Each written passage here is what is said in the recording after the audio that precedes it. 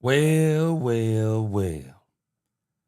2 more days, and it is Sunday night football. And listening to the Dallas Cowboys, they seem to be more ready for this game than they've been for the previous 2 games. Let's go. Man, let me tell y'all something. You let people tell it. Cowboys don't need to show up. Well, I can tell you this. Cowboys are showing up. And I am giving the Cowboys an insane possibility of winning this game. I think they're going to win it. Let's go. Welcome, Cowboy fans and Cowboy haters alike. I'm the G, and I'm the host of Let's Talk Cowboys, where we talk facts. And if you like this video, and this is a live stream, so as you come in, please hit that like button, hit that share, hit that subscribe button, and hit that notification bell so you know the next time we post another video or go live. And we are live. And if you haven't become a channel member subscriber yet, please do. We have a lot of great things coming up this season. Now let's talk facts. Man, the Cowboys, I believe these boys are ready. The only thing I need to see from the Cowboys now are the personnel changes. If the Cowboys are making if they make these personnel changes, and one of the personnel changes that Brian Schottenheimer has alluded to, if he makes this change, I'm telling y'all, book it. The Cowboys are going to hand the Green Bay Packers their second loss in a row. They're gonna bring them back down to earth, and they're gonna prove everybody wrong about the Green Bay Packers automatically going to the Super Bowl. I believe the Cowboys are gonna be ready. I really believe they are going to be ready, and I don't think they're telling us everything they're going to do. But the Cowboys are ready. So let's look at this, what we're gonna talk about today. Man, we got a pretty good lineup for the day. We're going to listen to Jerry Jones on 105.3 The Fan. The next two, Brian Schottenheimer had a couple of interviews today. I'm not really sure if we're going to listen to both of them. I just saw where Stephen Jones came up. So we may put Stephen Jones in the place of the Shotty Can't Wait, because it's really not a... It looks just like yesterday's interview, so it's not a whole lot. So we'll put Stephen Jones in the place of that at number 2. Then we're gonna listen to Shotty on 105.3 The Fan. If he bores us, we're gonna go away from that. But you have got to hear these player interviews. In particular, Jadeveon Clowney. Jadeveon Clowney ain't playing around. I hope he puts his play where his mouth is.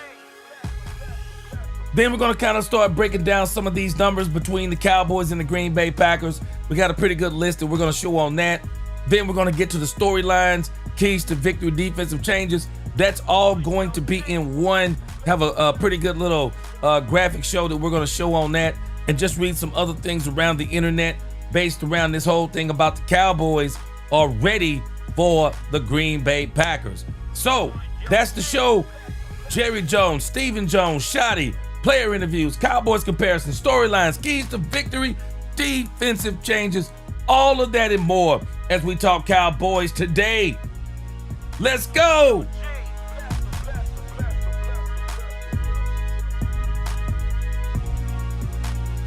All right. And let's introduce the best chat on YouTube. Let's get this thing going.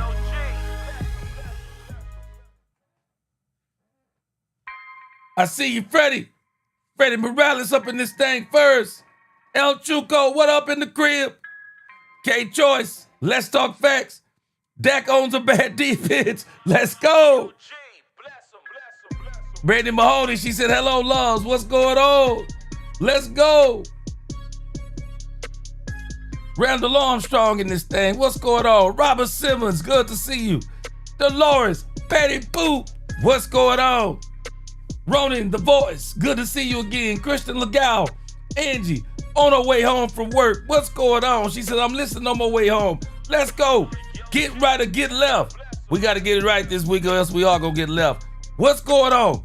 Get right said this team has a lukewarm feeling so early in the season, and I don't like it. You know, brand new coaching staff. Again, I said it before. I thought the Cowboys going to need a year under Brian Schottenheimer.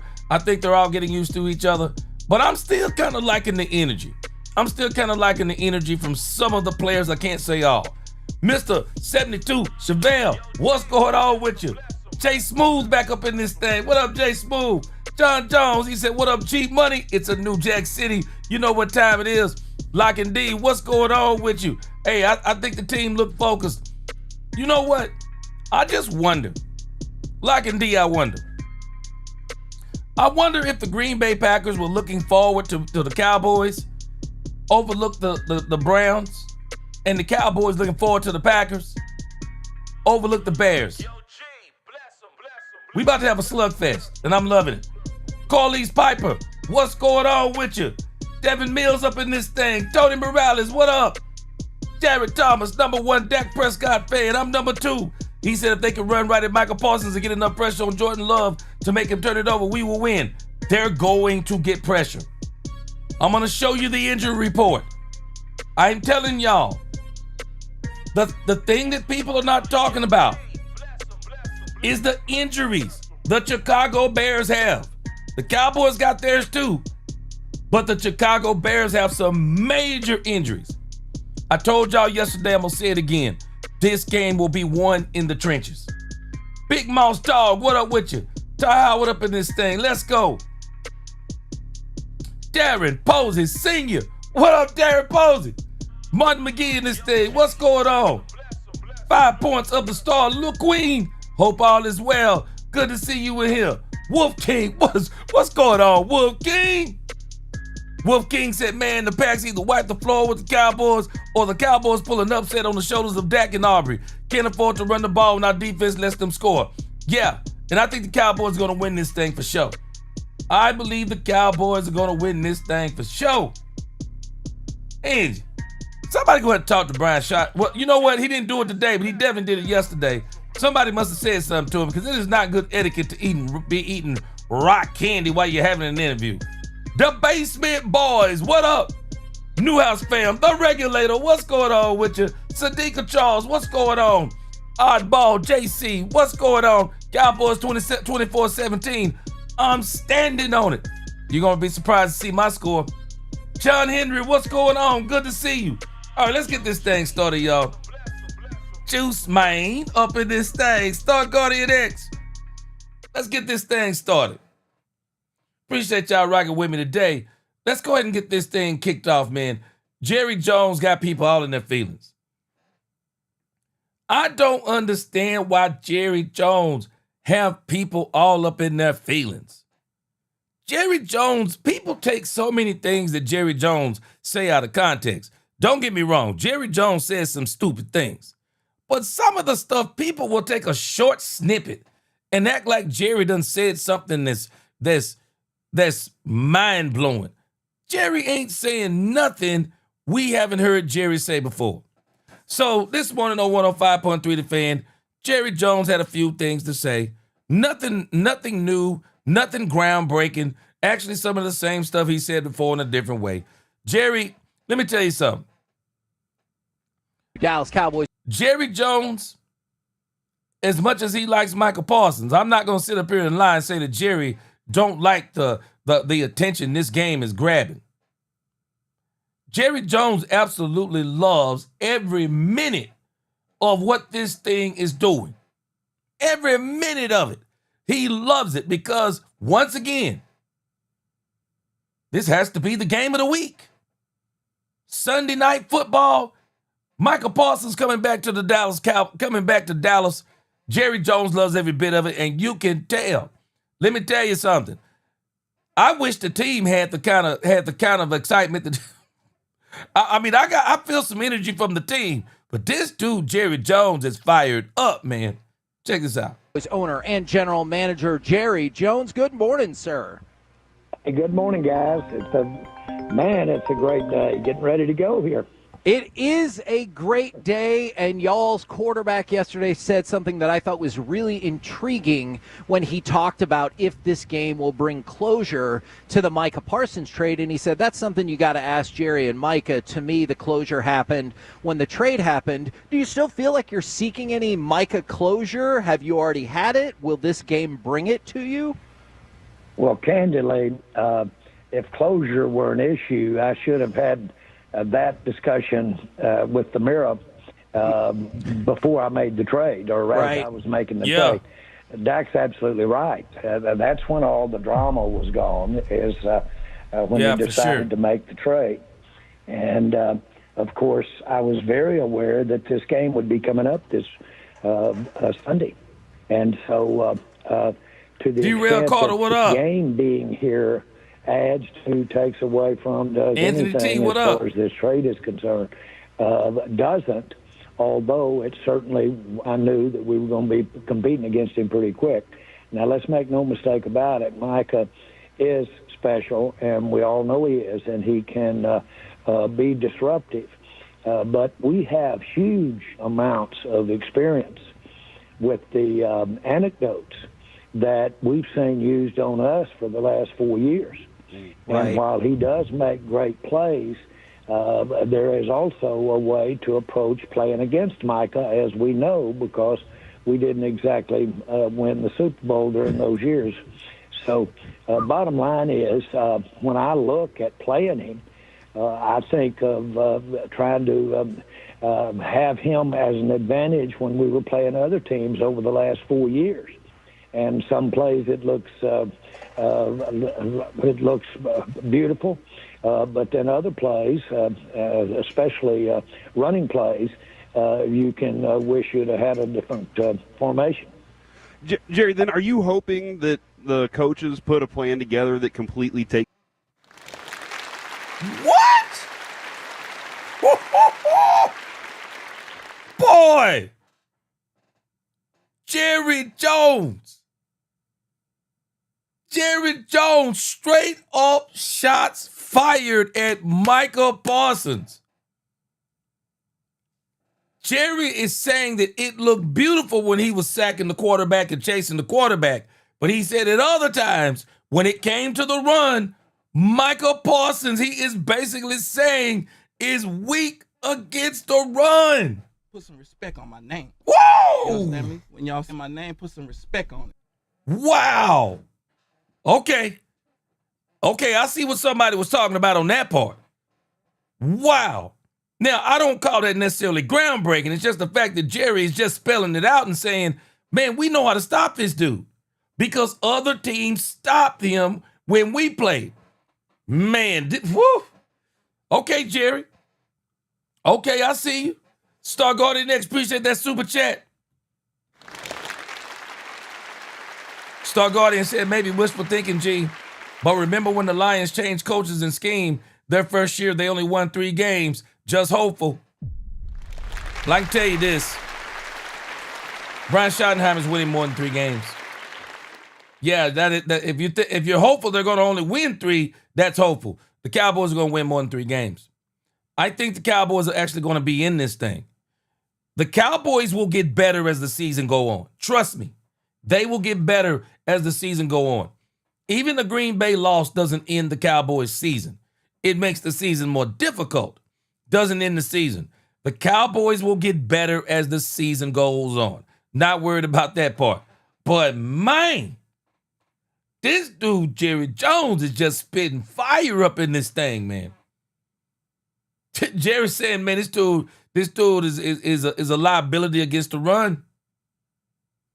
Liability against the run. Brandon Mahoney, yeah, I can't wait. We're going to get to that Jadeveon Clowney thing. Mr. Get Dirty, what up? Jimmy Torres in this thing. What else? What's going on? Yes, sir. Anthony T, die-hard Cowboys fan. Hey, we don't even call ourselves die-hard no more, Anthony T. There is no dying in us as it applies to the Cowboys. We are here for the long. We are here until we die. The real estate vet. What's going on with you? A couple of more days of this thing. Hey, Doc, what's going on? Jamalism up in this thing. Man, Jerry is saying something. Jerry said we're going to approach Micah Parsons like teams approached us and nullified Micah Parsons. But again, I'm telling y'all, Micah Parsons is the least. I shouldn't say the least, but he's not the only worry. The Green Bay Packers were already good. Thankfully, they no longer have Kenny Clark.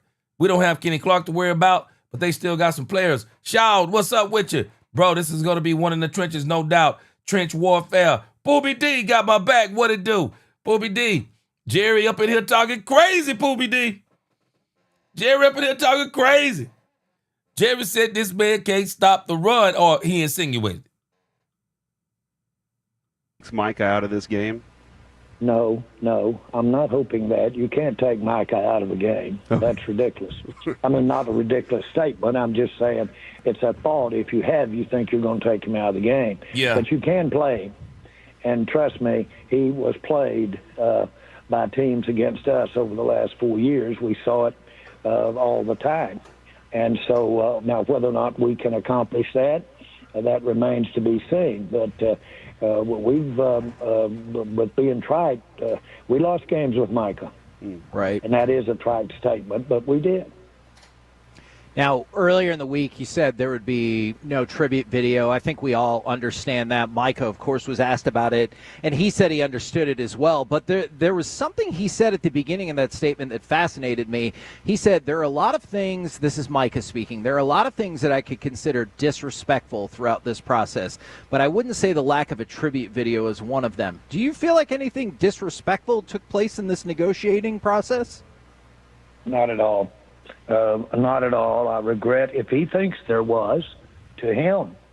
But I didn't get that feeling in any way during any of this deliberation. And it went on for quite a while, as we all know, but it went on beyond the stuff at training camp. And so that just is not the case that it was meant to be. In terms of the sensitivity of it, I understood that from the very beginning, and this was significant to all parties concerned, significant to Micah. Those feelings are always highly sensitive in that setup, and that's not to say that you aren't sensitive to somebody that just does that 3 or 4 times in their career. I do, but I've done it hundreds of times, literally. Jerry, you frequently brought up rivalry, my city against your city. And how much- I agree with you, Travis Beck. I know this is hard for people I know people don't like when Jerry says it, but I think Jerry is absolutely speaking facts on this thing with Micah Parsons. 2023 is a prime example. The playoffs are a prime example. Teams have schemed Micah Parsons out of games. It's not conjecture. It's the truth. Now, where the Cowboys, we're going to keep it real, Travis Beck, where the Cowboys are going to have difficulty scheming Micah Parsons out of the game is because, unlike when he was with the Cowboys, he's not the only thing they have to worry about. The Green Bay Packers were already a super fast defense. Powerful defensive line, great linebackers. Micah Parsons is just more of icing on the cake for them. They were already great. So the Cowboys can't overcompensate trying to stop Micah Parsons while letting the rest of those hounds loose.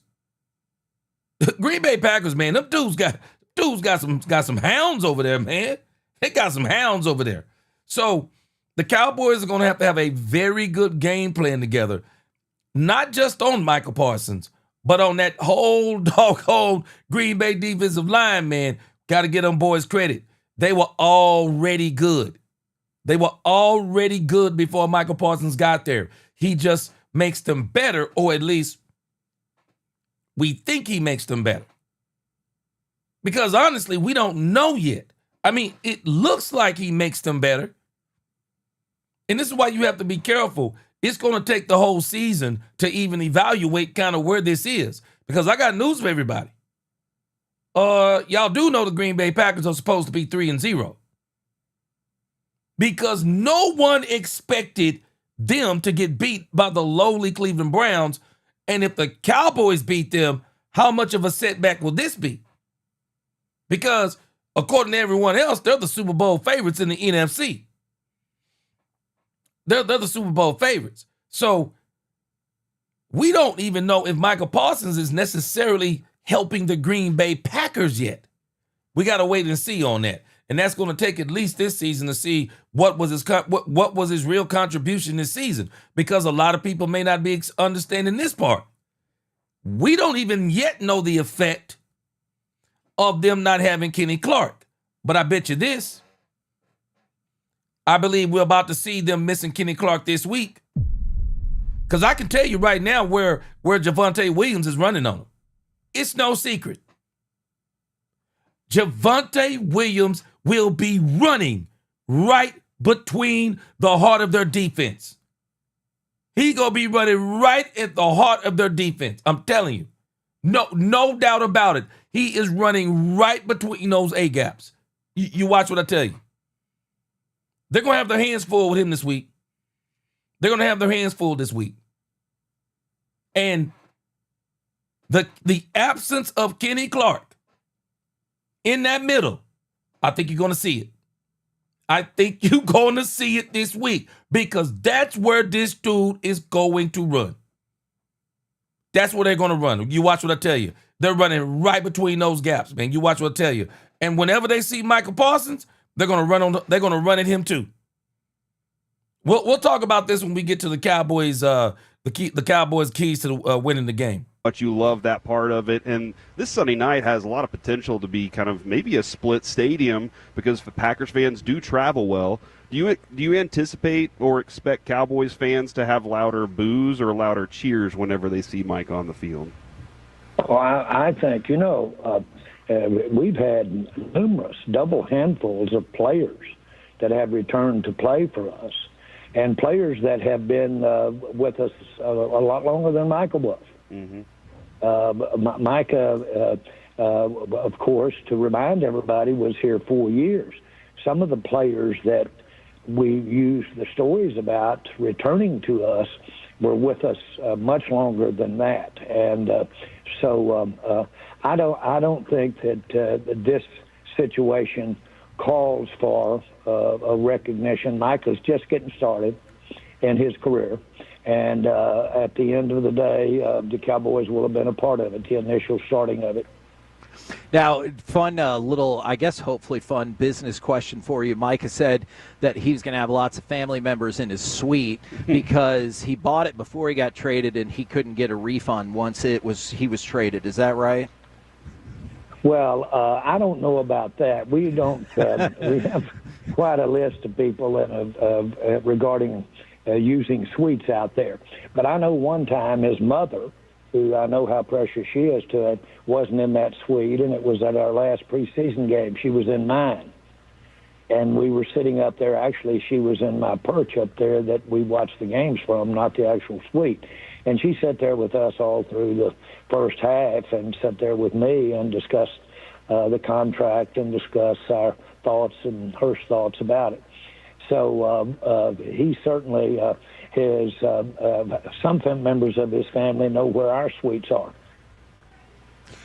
Jerry, Freddie Morales says, what he said, where was Jerry lying? He said Michael couldn't stop the run. Tell me where he was lying.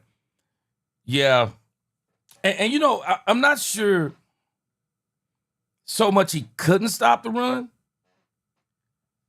The issue is he was a liability in the run. There's a difference in can't stop the run and being a liability in the run.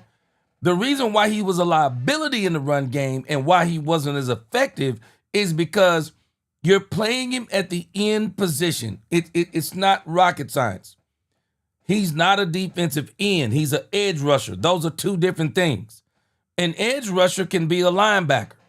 That's pretty much what Michael Parsons was and is. He's a linebacker lining up on the edge to rush the quarterback. That's what he is. He's not a true defensive end. So whenever teams ran at him, it was a problem. His pursuit is great, But running right at him, it's a problem. Because once you get those lead blockers and those bigger offensive linemen running at Micah Parsons, it's a difference when you're rushing the quarterback, putting moves on linemen and getting inside of them and getting outside of them and doing those things. But when them big horses are running right at you, Micah Parsons don't stand a chance because they're dictating rather than sitting back and waiting on him to come at them. No, they're running right at him. He's undersized, and that was the issue with Micah Parsons. It's not rocket science, it's physics. I mean, it's physics. I mean, I don't understand how you can be any plainer. It's physics. He's a liability in the running game because he's a linebacker trying to play on the edge. Don't work. Don't work. That's not even how linebackers operate. That's not even how linebackers operate. Doesn't work like that. So he's really not saying anything, I'm sure, that anyone doesn't know about Micah Parsons. This is what other teams did too. They ran at Micah Parsons. He's not telling. I'm just saying, man, people take stuff that Jerry says and they magnify it like Jerry is saying something that it's no secret. Even this season when the Cowboys went, I forgot to the offensive line thing that they went to, that camp that they went to. I did a video on it. I forgot the name of the camp. Even that guy was talking about how to beat Micah Parsons. Even he explained it. How you beat Micah Parsons. Man, I'm telling you, man, we gotta stop acting like Micah Parsons is, again, I hate when we do this. Man, we gotta stop making like this dude is some mythical unicorn. Micah Parsons is a great player. Doggone it, but he's not no mythical unicorn. And I'll be honest with you, man, so what? So what he's talking about Micah Parsons? So what? You can't run from what's going on. You can't run from what's going on. You can't. So we think that if Jerry don't say nothing about Micah Parsons, if the Dallas Cowboys give Micah Parsons a tribute, if the players all talk good about Micah Parsons, do we really think Micah Parsons is going to say, yeah, you know, they showed me so much respect, so I'm going to take it easy on Dak Prescott? Yeah, I'm going to take it easy on the Dallas Cowboys. Yeah, I wanted to be a Cowboy for life, so I'm going to take it easy. What are we talking about? This dude, Micah Parsons, is so fired up at this point. What else could be said that's going to make Micah Parsons really be that much more motivated? Because I'm telling you right now, they said something earlier. Micah Parsons said that he doesn't have a problem with them not doing the tribute, but there are some other things that he could consider to be disrespectful. And I'm telling you what it is. When Jerry Jones said it was unanimous, that's all Micah Parsons needed. That's all he needed. Nothing else. Nothing else. Nothing else is going to matter. I don't understand why we're acting like this, like saying something about this dude is going to, man, no. No. This dude is already fired up. Bottom line, he's already fired up.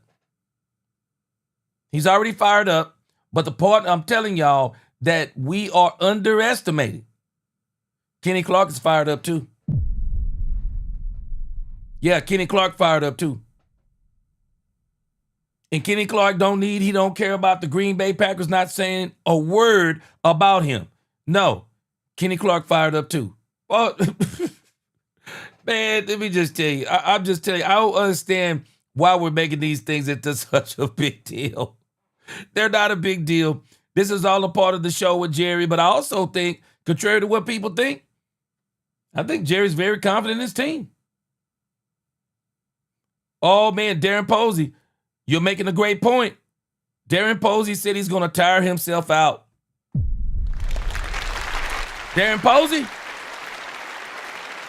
Again, Darren Posey. Some people don't understand Muhammad Ali went against George Foreman. Muhammad Ali knew he couldn't beat George Foreman. He beat him with what's called a rope-a-dope. Rather than trying to beat up George Foreman, he let George Foreman beat himself. He let George Foreman be overly aggressive.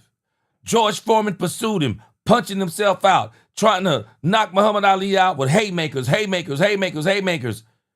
he tired himself out. And he got himself to the point that when he punched himself out, Muhammad Ali punched him out. Man, I'm telling you, these Cowboys are ready for this. They understand what it is. This really is just one game, but the team is 1-2. We've had a couple of poor performances in a couple of different areas. How important is a win this Sunday night? Well, every game at this juncture, especially coming off of the disappointment that we had in Chicago. Yeah. I'm going to say this again. Frankly, when we went into the second half, I can't tell you how much I thought we were going to win that game because we'd had their offense out there, the entire defense out there so much in the first half, and I just knew we'd gotten to their legs. And that's a very strategic point. But to their credit, they stepped out there and kept that ball for almost 10 minutes. 10 minutes, 19-play in drive. the first half after we gave up possession of it to start the second half. So my point is, everybody that really follows it understands that. But that was a real surprise. And so, yes, I'd like to think that that's not the way it's going to be. Certainly, we've been making the corrections this week, and it was very clear where we broke down and where we didn't follow the basic assignments that you have to keep the big plays from happening. And hopefully we will have reviewed that, and we can play better than that. We practice a lot better than that, and we have played better than that, where everybody's got a man, cover it. Now, the defense was designed to let some shorter completions happen, but not those big plays. So hopefully we've corrected that. We have had a good week of practice. Yeah, and I think we are all hopeful, too, that defense can right the ship there. With what we've seen so far from it, though, how much do you feel this season's going to hinge on Dak's arm and his ability to put up points? A lot. I think a lot. And that's no secret, and not that I'm thinking you're saying it is. No, we depend on good quarterback play. That's the plan. And we had it, frankly, I think. Dak's one of the top-ranked quarterbacks in the league right now. Overall grade this year. I think we've had good quarterback play. I think some other things have stood in the way of keeping us from having a better record. Now, some of that, especially offensively, you can attribute to now the injury to CeeDee Lamb, injuries to the offensive line. But I wanted to focus on George Pickens. I know he not only wants to contribute for the Cowboys, he would like to show everyone he can be a number one wide receiver. How important are these next few weeks for George Pickens? For us, and I know that's what you mean, but it's for us, a receiver of his caliber is a number one receiver. And so, yes, if he can come in and play to that, and which he's very capable, and I know that Dak has that kind of confidence in him, which you need between the quarterback and receiver. He's capable of playing to that level, and we sure are going to design it to that level. Jerry, we were told. Man, if I'm George Pickens, of course I would already be praying. But I would be thanking God. You don't get these opportunities much. You don't get these opportunities many times in life. Could there be a better scenario? This may be one of the greatest blessings in disguise that George Pickens could ever get. Whether CeeDee Lamb is out 2 games, 3 games, or 4, George Pickens gets to be the number one receiver for the Cowboys. To prove to the entire football league that he can be a number one receiver. Man, you don't get these opportunities much. And I'm hoping that him and Dak Prescott connect on a level that's incredible. Also, so that we can wean Dak off of throwing the ball all the time to CeeDee Lamb, which is understandable. He's been with him all these years. We got to get Dak to trust George Pickens. And I think this is going to be a great stint to this little stint that they're going to have is going to really help him. I think George Pickens is going to have a big game. Yesterday, we had a report that Deron Bland is going to play. He said, yes, I'm absolutely going to play. How much will it help having him out on the field? It has been a tremendous problem for us for him not to be out on the field, so it will remedy that. And he's someone that is extraordinarily consistent as well as capable of making big plays. There's a difference. And we must have consistency, which is another way in my vernacular of saying soundness in what we're doing. You first go there, and then if you're in position, you make a big play. And so the thinking about it otherwise breaks the secondary down, and we've seen examples of that. Well, kind of speaking of that, the idea of consistency and making extraordinary plays, we've seen throughout the years Trayvon Diggs make a lot of extraordinary plays, but the consistency seems to have been a struggle so far this year. Do you attribute that strictly to the injury and coming back from that, or do you have to kind of take a look at he feels like a diminished player so far this year? Well, I think one thing about the secondary, you've heard it all our lives, you're on an island out there, boy, and when it's coming at you, it's you and not the rest. So he is on an island, and but not just him. He's got to count on and have consistency or have everybody doing what the play calls for. They first have to recognize what's happening, and that's a key. And once they recognize it, all of them have been lined up, should have been in position to be where they're supposed to be after they recognize the play. When you don't do that, you get the kind of stuff that happened to us last couple of weeks with New York and certainly there with Chicago. We can improve on that. That is an area that is focus, that is work, that is concentration, that is just being understanding that is number one, your responsibility. And it's critical the way we're playing the secondary to accept the fact that you first have to recognize where you're supposed to be at the time you're supposed to be there, and then go from there on the play.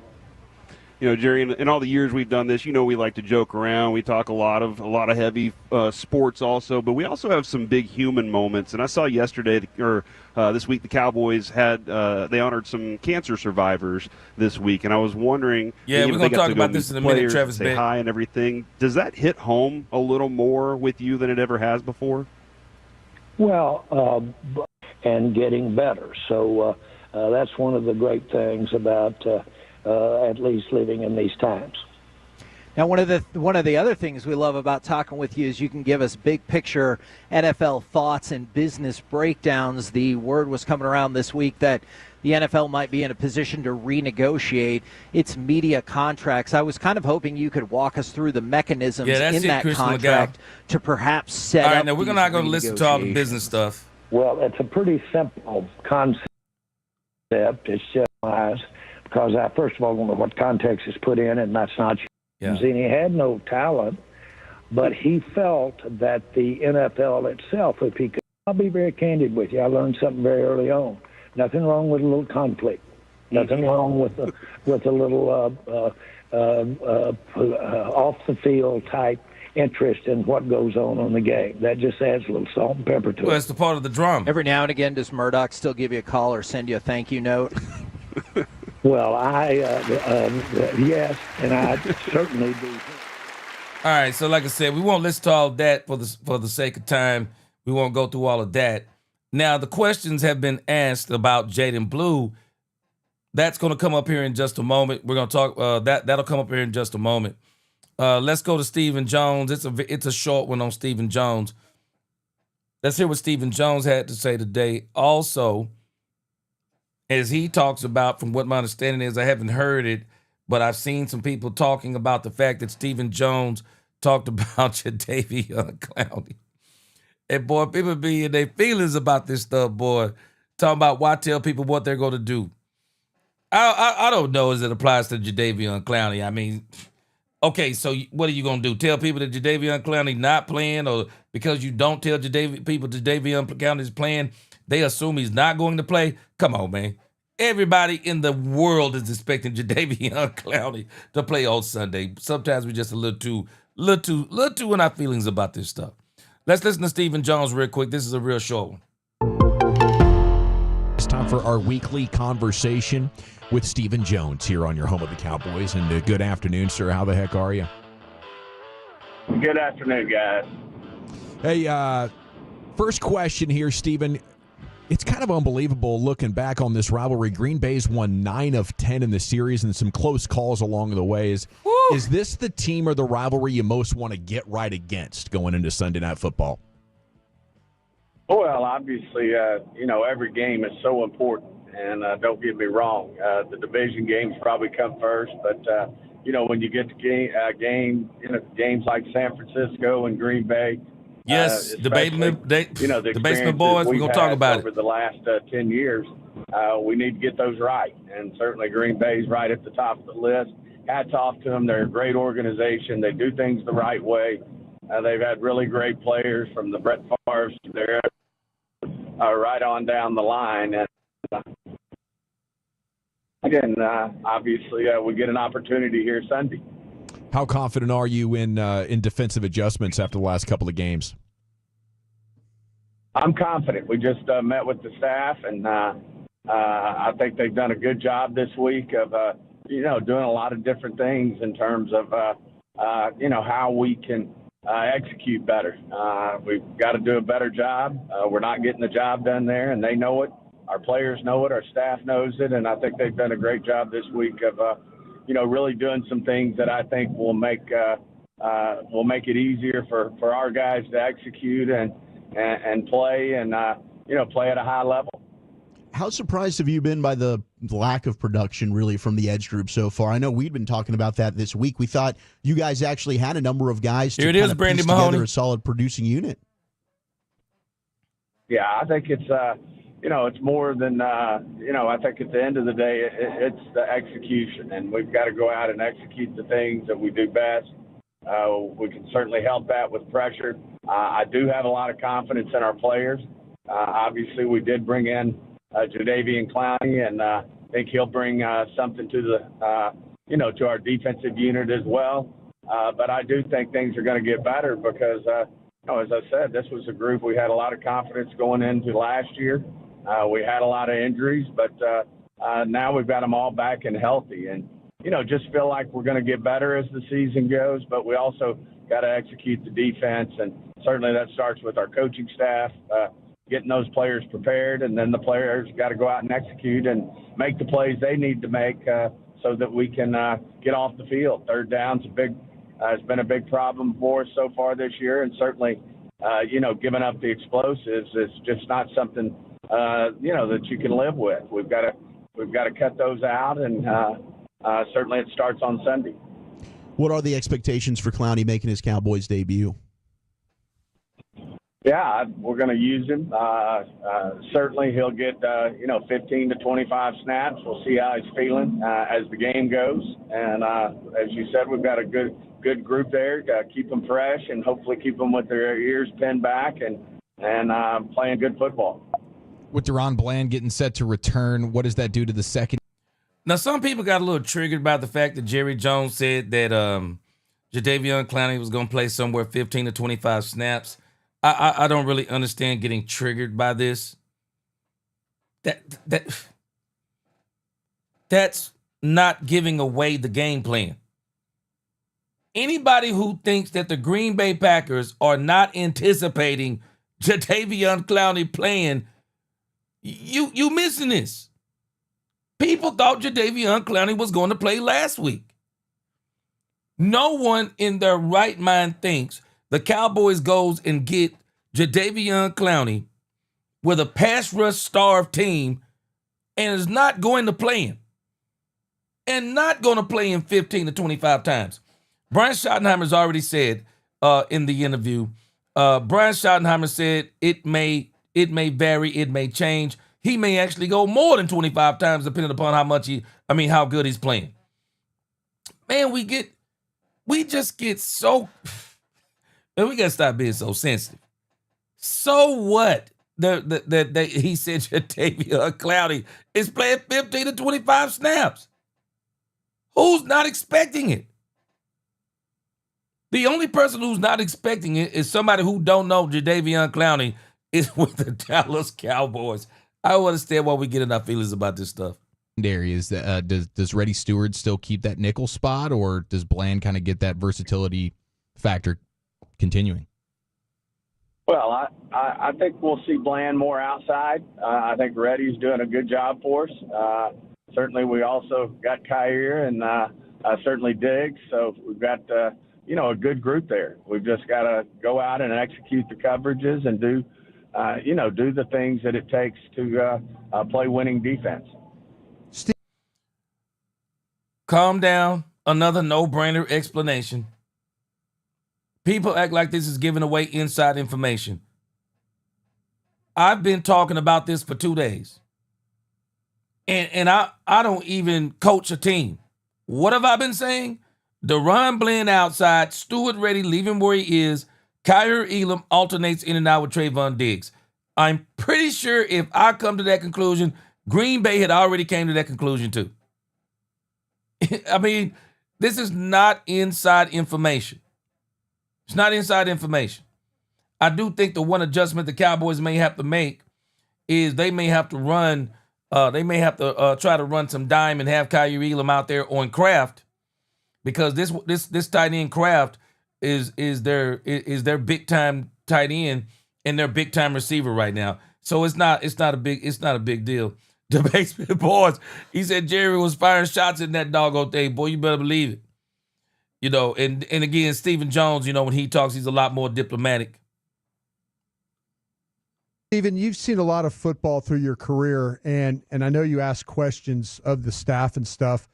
You came on our station and talked about Flus can manufacture pressure. Mm-hmm. Has he told you why they haven't been able to manufacture pressure? Yeah, I think the bigger thing is we've been, because we're a little short in some areas in coverage, we've kind of not been doing a lot other than just sending forward. And, I think, we're saying that we're probably going to change some of that, and we'll see how it goes on Sunday. But, yeah. This right here has been Matt Eberflus's dumbest. This is the dumbest explanation. So you're injury riddled, and you're saying you're going to rush 4 and drop 7, but you're still getting your eyebrows burnt off. So if you're getting your eyebrows burnt off, rushing 4 and dropping 7, that should even more make you say, hey, bro, we can't keep doing this, because if we're going to get burned, then we're going to get burned sending 5 or 6. Man, you can't keep getting burned and make the excuse that you got injuries. What difference do it make? You might as well send them. You're getting burnt when you're not sending them. Send them. I'd rather take the chance and somebody say, yeah, we got beat because we sent the crib, rather than we were in coverage and we're getting burned up the seams. Senseless. We've talked about it extensively, and how we're going to do better.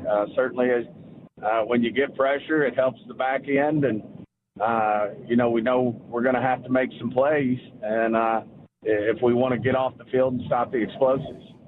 Stephen Jones here with you on 105.3 The Fan. A touchdown at home is a big number in the NFL. We've been talking about what's the path to victory look like. What do you think needs to happen here to get an upset against Green Bay? Well, I think we got to start with what we've been preaching really since the time Shotty walked in the door. We got to start with running the football, controlling the football, and then playing complementary football, stop the run. And, the key is, which we haven't done,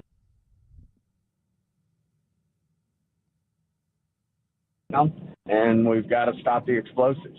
and we've got to get the ball. The other thing we got to do better on offense is we've got to protect the ball. You're not going to win many games in the NFL losing the turnover battle 4-0. That's just not sound. And thanks, Brendan Mahoney. We've got to protect the ball better offensively, and we've got to get the ball, which we hadn't done a good job of this year as well. How's it changed without CeeDee Lamb here for a couple weeks? Well, anytime you're missing one of the best wide receivers in football, you're going to feel it. But the great news is we've got weapons. And like I said, it starts with running the football, but Jake Ferguson did a great job.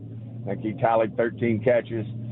Certainly, I think George Pickens is going to I think at first it was a little shell shock to not have his running mate there in CD, but he's had a great week of practice. And then you throw in Turpin and JT, and I think Flo will go out and do a nice job. We've got the weapons to move the football, and think we will.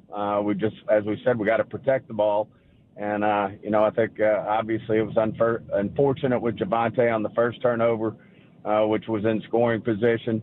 Of course, we threw 2 picks in the end zone, which would have been points. So, we just got to do a better job all the way.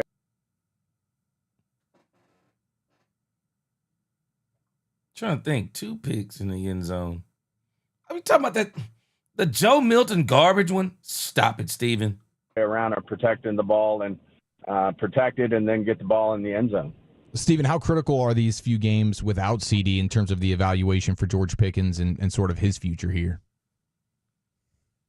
Yeah, I mean, George is a great football player, and I know he'll step up and do a good job for us. We're worried about game to game, and certainly we're great. It's great that we've got George. I think Turpin's done even better than most expected in terms of I agree, Darren his Posey. explosiveness and what he can do for our offense. Obviously, Javonte Williams has stepped up. But we got to just take each week by week, and focus on that, and certainly starts with the Packers on Sunday. Were you able to dodge the IR for both CeeDee Lamb and Tyler Booker? We'll make that final decision when we get them out of the boot next week, and see kind of what we think the prognosis is, short end or long end of how long we think it'll take for them to get back. Stephen, your right tackle has really, really benefited from having Booker in there playing next to him, and especially in the running game stuff. The confidence level in Bass that he and Steele can continue to give you that presence, that physical presence on that right side, plus what you've been able to do with Spanford over there. Yeah, I feel very comfortable that that Bass is going to go in there and do a great job. And strongest part of Steele's game is his run blocking. Yes, yeah. And he'll continue to work at his pass blocking part, but he really comes off the ball great.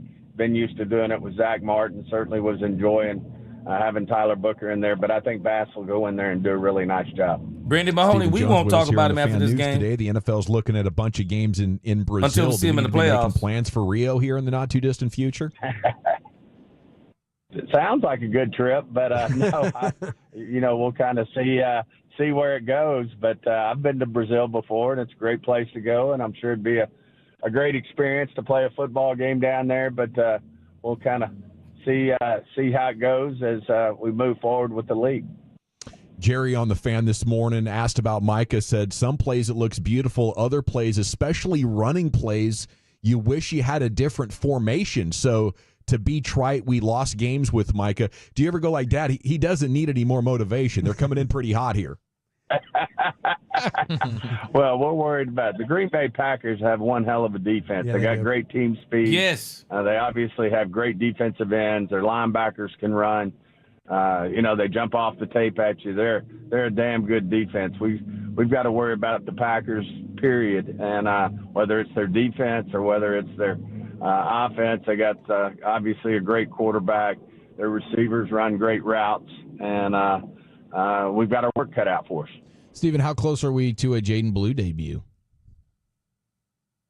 Well, we'll just go week by week right now. Obviously, our running backs are doing a nice job, and so it's hard right now for Jaden to break in when you got 2 veteran running backs really doing a nice job running the football like they did last week. But all those things come around at the right times, and I know Jaden will be ready when his opportunity comes. And we've seen a lot of things from Jaden that we're looking forward to seeing in a ball game. Thank you for your time, Stephen. Enjoy the rest of your Friday and give him hell Sunday. Jaden Blue, if I'm not mistaken, Jaden Blue will be playing this week. That may be the one thing that they're not giving away that is happening. It sounds like Jaden Blue is going to be playing this week. Let's hear Shotty real quick before we get into all of our technical stuff, because I do think Shotty talks about this. So, like I said, we'll bypass the one on DallasCowboys.com, but I do think Shotty talks about the fact that Jaden Blue, and I got an article I'm going to let you see on him too, but it looks like Jaden Blue is going to be playing for the Cowboys, and that's the one thing they're not letting out of the bag. And I was a little bit perturbed because I saw this over on X. I was a little bit perturbed when Brian Schottenheimer gives his other reason for Jaden Blue not playing, and this reason is something totally different than what we've been hearing. Let's hear him in this interview. I was like, wait a minute, man. Come on, man. Make your mind up on this stuff. Well, good morning, Coach. How we doing? Man, we're doing great. Hey, first of all, hey, for Bobby and RJ, man, I just want to tell you guys I appreciate your grit, your toughness, your determination. I mean, hey, I got a little chest cold. You can probably hear it in my voice. And, hell, I showed up to work today. So, Sean, wherever you are listening, man, I tell you, it was Pip, right? Lou Gehrig. Wally Pip. You know, hey, this could be the Bobby and RJ show. You know, I kind of like the ring of that, quite honestly. There we go. So I've always wondered this, okay, and we're going to get into football, I promise. What happens if a coach has like something like this happen during? You throw some Imodium? What happens? I've never heard of a coach missing a game. Like, it's got to happen. Hey, listen, we have so many trainers that they give you pills, they do things to you that just holds it in, man. And then sometimes you go in the concussion protocol tent and you just have to relieve yourself. I mean, stranger things have happened. And hey, I heard you guys were with the first responders, man. That's so cool. Appreciate you guys doing that. And you talk about some real heroes, man. That's big time. That's awesome. Thank you, Coach, for saying that. Brian Schottenheimer joined us here at 105 through the Fan. All right, 3 games in. Have you learned more about your team or yourself as a head coach through 3 weeks? Oh, man, I think the answer is both, man. I think, with the team, I think, we're realizing, again, the way we're built and that we do have some resilience and we do have some fight. When you look at the Giants game, we believe we can find ways to win close games. I think we're also learning, the things that we need to do from a communication standpoint on both sides to be better. Shotty's about to talk about it. We're learning, that like you guys said, all about the ball or winning the turnover battle can't just be a slogan. Like, we have to do that, and unfortunately right now we're turning it over too many times and we're not getting the ops. And then, I'm constantly learning, man. I mean, there's things I learn, every day and every game, and whether it's, game management stuff or how to best affect, the defense when I'm calling plays and being the head coach and things like that.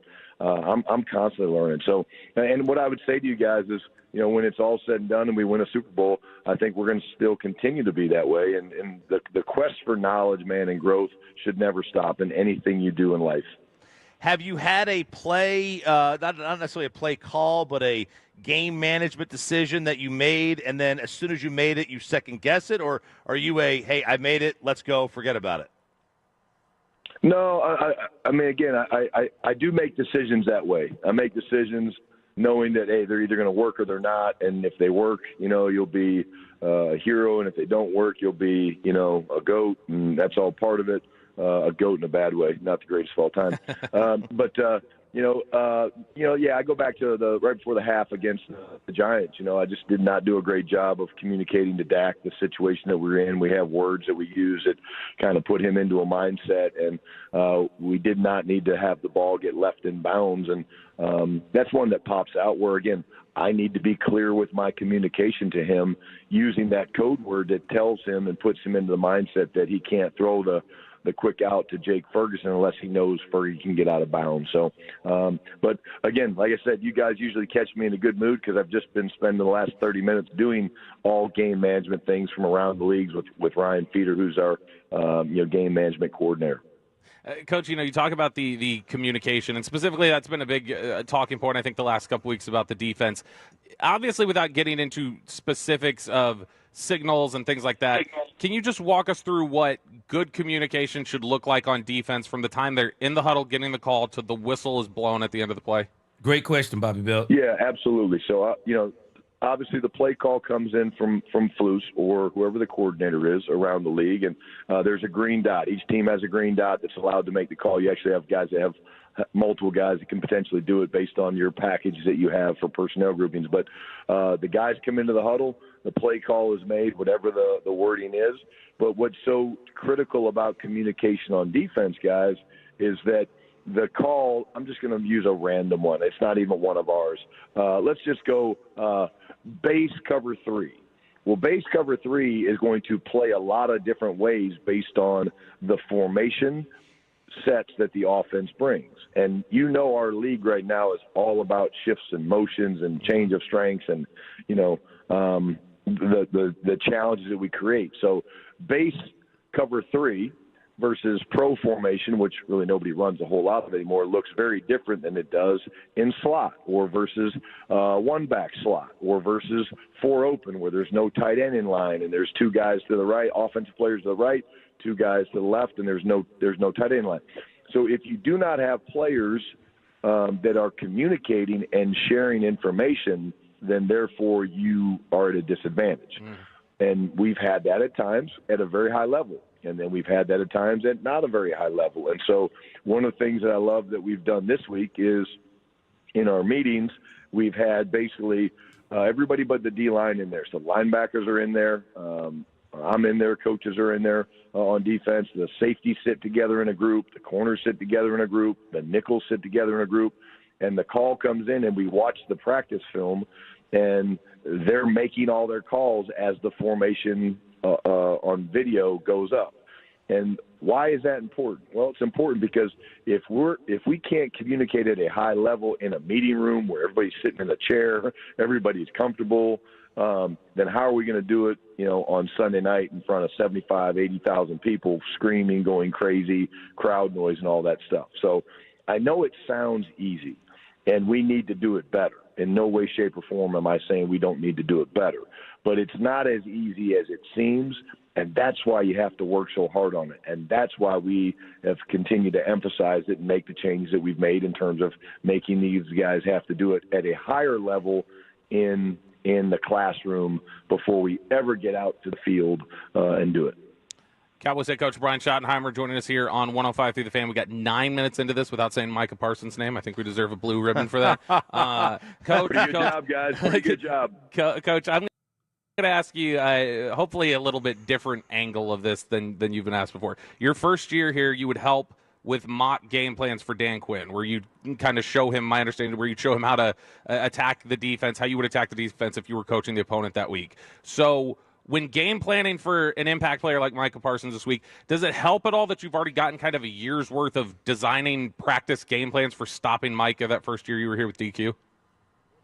Yeah, I mean, I look, game planning a guy like Micah or an elite player, which is not new to any week. You got, whether it's, the Giants that have 3 guys. I mean, Green Bay has a bunch of guys. Rashawn Gary's a hell of a player. Micah's a great player. Xavier McKinney is a great safety, and the backers, the team speed's amazing.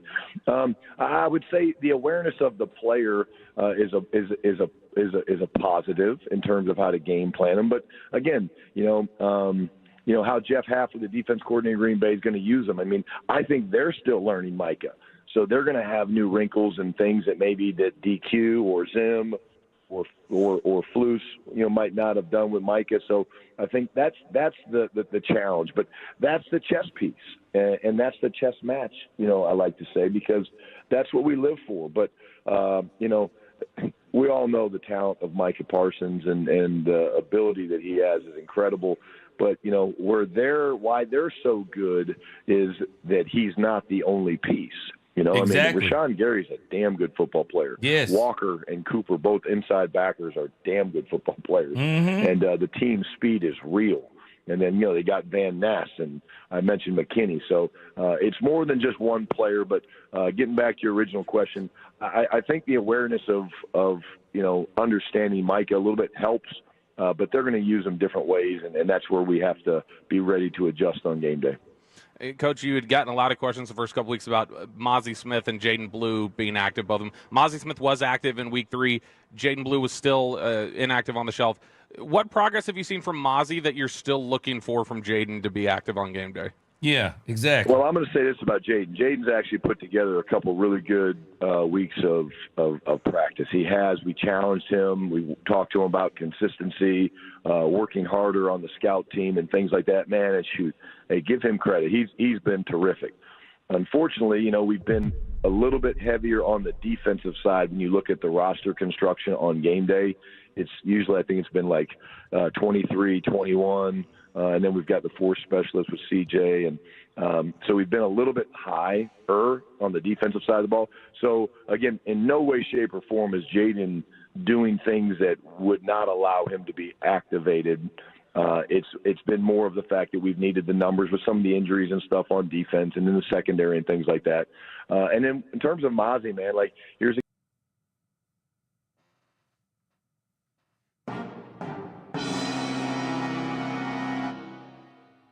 Wait a minute now. Yeah, now, correct me if I'm wrong. Brian been saying for the last 3 weeks, practice, practice, practice. Now he lets the cat out of the bag that he's been practicing well. But because they've needed more players on defense, this is another reason why Jaden Blue hasn't been on the field.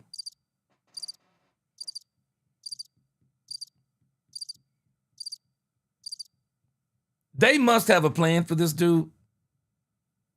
And maybe they're saving him for later on in the season. But if there is a game that they really need to play this dude, it's this game right here. George Pickens needs help. Thankfully, like when we only had CeeDee Lamb, we didn't have a running game. We got a running game now. George Pickens needs some more help. They talking all this talk about Jake Ferguson. Ain't nobody worried about Jake Ferguson 3.7 yards after the catch. Ain't nobody worried about Jake Ferguson. The Cowboys need to help this dude out. And they can help him out by bringing up Jaden Blue. I got a feeling we're going to see Jaden Blue in this game. I have a feeling. Ron Henderson, I have a question to all my sisters in the chat. Are y'all ladies listening to Cardi B album? Because my wife is killing me over here. Well, I can tell you this, Ron Hannah. I ain't going to have to worry about my wife killing me over because she ain't going to listen to Cardi B. Happy birthday, Sadiqa. Happy birthday. I'm going to have to get me some happy birthday music for all the birthday people. I'm telling you, this is crazy. This is crazy to me. Okay, wait. Sadiqa says, thank y'all. I remember all those birthday wishes from you all when my birthday get here in December. Got you. Was telling my Philly D my daughter's birthday is on the 28th. Got you. Well, and we'll tell you happy birthday again at that time too. All right. Again, I'm like, dude, you've been saying this dude hadn't been practicing well. People been running with this story talking about this dude ain't practicing well. And now all of a sudden you telling us the reason why this dude hadn't played for 2 weeks is because you needed more players on defense? Come on, man. You got to get these stories right, man. People out here thinking this dude, Jaden Blue, all the reports are correct. He lazy and blah, blah, blah. And now you saying he been blazing the last 2 weeks of practice? Man, stop playing, man. Stop playing and put this dude out here. Guy, we sat him down and we just like with Jaden, told him, hey, here's where you are. Here's why you're inactive. It's nothing that's going to last forever, but you have to do your part. And I think he's done that. And, we see him learning to play the attack front better. Like, let's remember, I mean, we're 3 weeks into learning this new defense and trying to get everybody on the same page with it. And, it's different for Mozzie, and Mozzie missed quite a bit of time during the offseason program. And so I do think that both those players that you mentioned I don't know about Edge. I don't know about we being sensitive. They want to be out there with their teammates. I'm just saying, stop. Steven and Jerry ain't giving away trade secrets, and I'm sure you understand that. But some people just go crazy with this stuff. They ain't giving away no trade secrets. They haven't given away any trade secrets. The one thing though that they seem to be trying to keep secret is Jaden Blue. They do seem to be trying to get Jaden Blue, keep Jaden Blue under wraps. But I think Jaden Blue is playing this week. So, I mean, even keeping that a secret, I don't really know kind of what that does for a team. I'm pretty sure the Green Bay Packers are prepared that if they let the Cleveland Browns run them in the ground with Quinshon Judkins, surely the Cowboys, who is one of the top rushing teams in the league right now. I mean, people don't realize Javonte Williams' rushing numbers. Man, this dude rushing numbers are incredible, man. But again, yeah, I'm hoping I'm not referring to everybody when I say stop being sensitive, because I don't think everybody's sensitive. But some people just take some of this stuff that Jerry say and Steven say like to the umpteenth degree. They're not saying anything that nobody knows. They want to do what they love, which is to play football in the National Football League and to run and hit and do things like that. So a lot of times when guys are made active or inactive, it's Jerome Miller. You're gonna like my breakdown today. Of their control, and I think it's a great question. It's the first time I've said it's a great question because it is a great question because you're trying to educate people, and if a guy's inactive, it doesn't mean he hasn't had a good week of practice or that we don't believe him. It just means that the league don't get sleepy over here, Angie. Everybody out there, and you have to make some hard decisions. Coach, what did Cleveland do defensively that really kind of handcuffed Green Bay last week? Yeah, what they do? On the defense side of the ball? Yeah, like what did Cleveland do defensively against Green Bay? Yeah, again, I think what they did a really good job of not giving up big plays. Again, it's Captain Obvious there. I do think that they did a nice job stopping the run. This is a really good run team coming in here. Jacobs is a hell of a back, and they do a really good job with shifts and motions. But those are the two things that I would say is you can limit a team like that's got speed with Matthew Golden and quarterback and Jordan Love that's really good at, distributing the ball around. So not giving up explosives. Anytime you hold a team to, 10 points like that, it's really impressive. And but I will say, they tried to make them one-dimensional. And, again, I think that they did a nice job with that. And, it's like I felt it last week in the fourth quarter. We were running the hell out of the football, guys, and, it just got to the point where we felt like we had to go, and we were down 17 going into the fourth quarter. And it's like when you become one-dimensional as an offense, it's hard, and I felt like Cleveland did some good things to, put Green Bay into that mindset a little bit. Last one for you, Coach. This is kind of a football 101 type of question. You've described guys on the team before, CeeDee Lamb recently, as great practice players. Is that just about their effort level, or are there specifics that make guys great practice players? Effort first. The way we say it is we always critique effort first, right? We really do. We coach effort, but you really critique it because if guys aren't giving effort, that's hard for us to control, Now, we pointed out we have loafs and guys that we show examples of guys really running great to the ball. But it's more than that for sure. It's the intentionality. It's a guy that when he comes out to practice, you see he's ready to work. You see that when he's not involved in special teams, he's doing something to get better. He's on the jugs. He's working release drills. If he's a defensive lineman, he's working pass rush drills, whether with his coach or on his own. And then there's a guy that also, when you see the play start and you see there's communication with his teammates. And then, every practice that we have, we've got these, basically these tablets out there that have the plays. So let's say we get done with a 5-play rack on defense. And the 5 plays are over and there's going to be mistakes. That's why you practice. Well, the great practice players like Solomon Thomas and those guys, We have multiple guys, Kenny Clark, Malik Hooker, guys like that. They're going to go and grab that iPad, and they're going to look at the reps because they want the corrections to be made immediately in their mind. That way, when they come in the film session with the coaches that afternoon, when the coach puts the film, like what I love is I remember this with Andrew Luck. Like we'd go practice, we'd come in, and then literally be like play 5 of 7 on 7 or something, and we'd start to read the comment. Be like, okay, hey, we're in gun truck right there. And he'd be like, yep, hey, I missed the backside safety. He was leaning to the front side. I should have given T.Y. Hilton the backside slant because it was 4 press, and I knew the safety was cheating up over the top. And you're like, okay, this guy's already seen the practice film. So it makes your ability to coach him a lot easier. Hey, Coach, we really appreciate it. Great stuff. Thanks for taking that dig at Sean.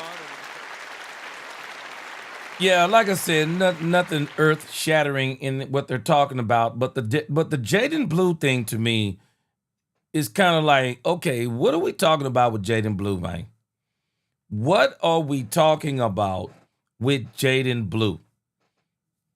Now, as it applies to the player interviews and then we're going to get into all the technical stuff, the only interview I want to listen to, because I've heard everyone else, the only interview I want to listen to is Jadeveon Clowney. It's the only interview I want to listen to from the Cowboys. Jadeveon Clowney is bringing the kind of energy to the Dallas Cowboys that I think this team needs more of. Now, Kenny Clark is a great player. Kenny is more of a silent guy. One of the things that I've noticed about Jadeveon Clowney is that, from everything I can tell, Jadeveon Clowney been talking. Jadeveon Clowney has been talking, has been saying some things about, what he thinks about the Cowboys and this and that. And so I want to play this interview with Jadeveon Clowney. Let me see. Which one of these is it?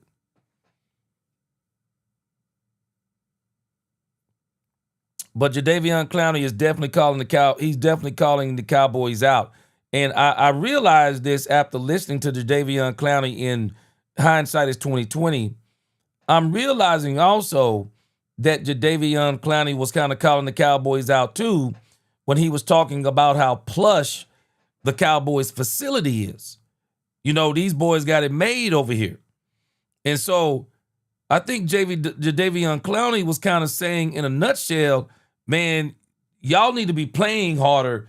We need to be playing harder with the way that Jerry Jones has this thing set up, because everybody ain't got it like this. But check out Jadeveon Clowney. This is the only interview I want to hear, and then we're going to get into the technical stuff. I know you said that you were training down in Houston. Yes, sir. But how do you feel football shape-wise now? I feel good. Football is coming back. It's like riding a bike. Just get out there and go and, work your hands and make sure you just run to the ball. You get in shape. Do you think you'll be able to go on Sunday? Hoping I went last Sunday, but looking forward to it this Sunday again. And Yes, just keep working throughout the week. Like I said, preparing like I'm going, like every man in here should be. We don't know who's going to be up. And you just prepare like a pro and get ready to go. And, I think I'm going to go. How tough was that for you? To watch? Obviously, you go there and the team doesn't play well, and then you have to watch. Very tough, especially when I thought I was going to play a little bit. So, it was tough. Yeah. But, like I said, just get ready for my opportunity when it comes. Hopefully I get one this week, and looking forward to it. In watching that game, what can you learn, or what can you probably teach these young guys about, ways to maximize the pass rush a little bit better? I just tell them, man, just keep going. Never give up on rushes. You got to finish the rushes. Someone was like halfway finishing, so just finish your rush and you can get to the quarterback. But I don't think they had too many dropbacks that game anyway. It was a lot of play action and stuff, so we just got to do our job, and everybody just do their job, man. That's how this game goes. Every man got to do their job. How much are you looking forward to? I think this is very interesting. Brandy Mahoney was kind of honing in on this. I think it's very interesting that he says finish the rushes. Finish the rushes. And maybe this is one of the reasons why the pass rush hasn't been so good, because maybe these guys are giving up on their first move. They make a move, they get blocked, they got nothing else, and they just kind of stand there and move their feet and struggle. He's saying finish the rush, finish the play. Makes sense to me. Getting a quarterback again. Oh, I'm very, very much so. it's just something that D linemen love to do, man, and get to the quarterback, and that's all I've been thinking about for the last since I got here signing. I'm like, man, I can't wait to chase the quarterback and get out there and get going with this group of guys, and I'm just looking forward to it. How big of a difference do you think you can make for this defense? A lot, man. Just like I said, man, just bring my energy, my effort out there, and I think that's going to be enough for me, and just let my play do the talking. Like to have fun.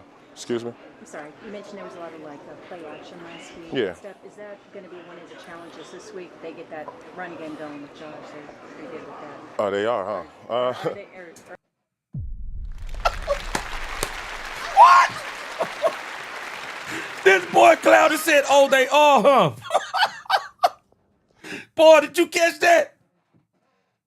Oh, they are, huh? Jadavion Clowney is saying, "Oh, they're going to get their run game going, huh?" Let me tell you something about the Green Bay Packers. In actuality, the Green Bay Packers have not gotten their run game going. Don't let nobody fool you. The Green Bay Packers have not gotten their game running.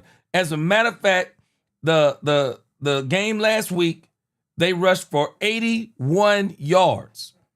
Now, the game, I think before that, they rushed for 135 yards.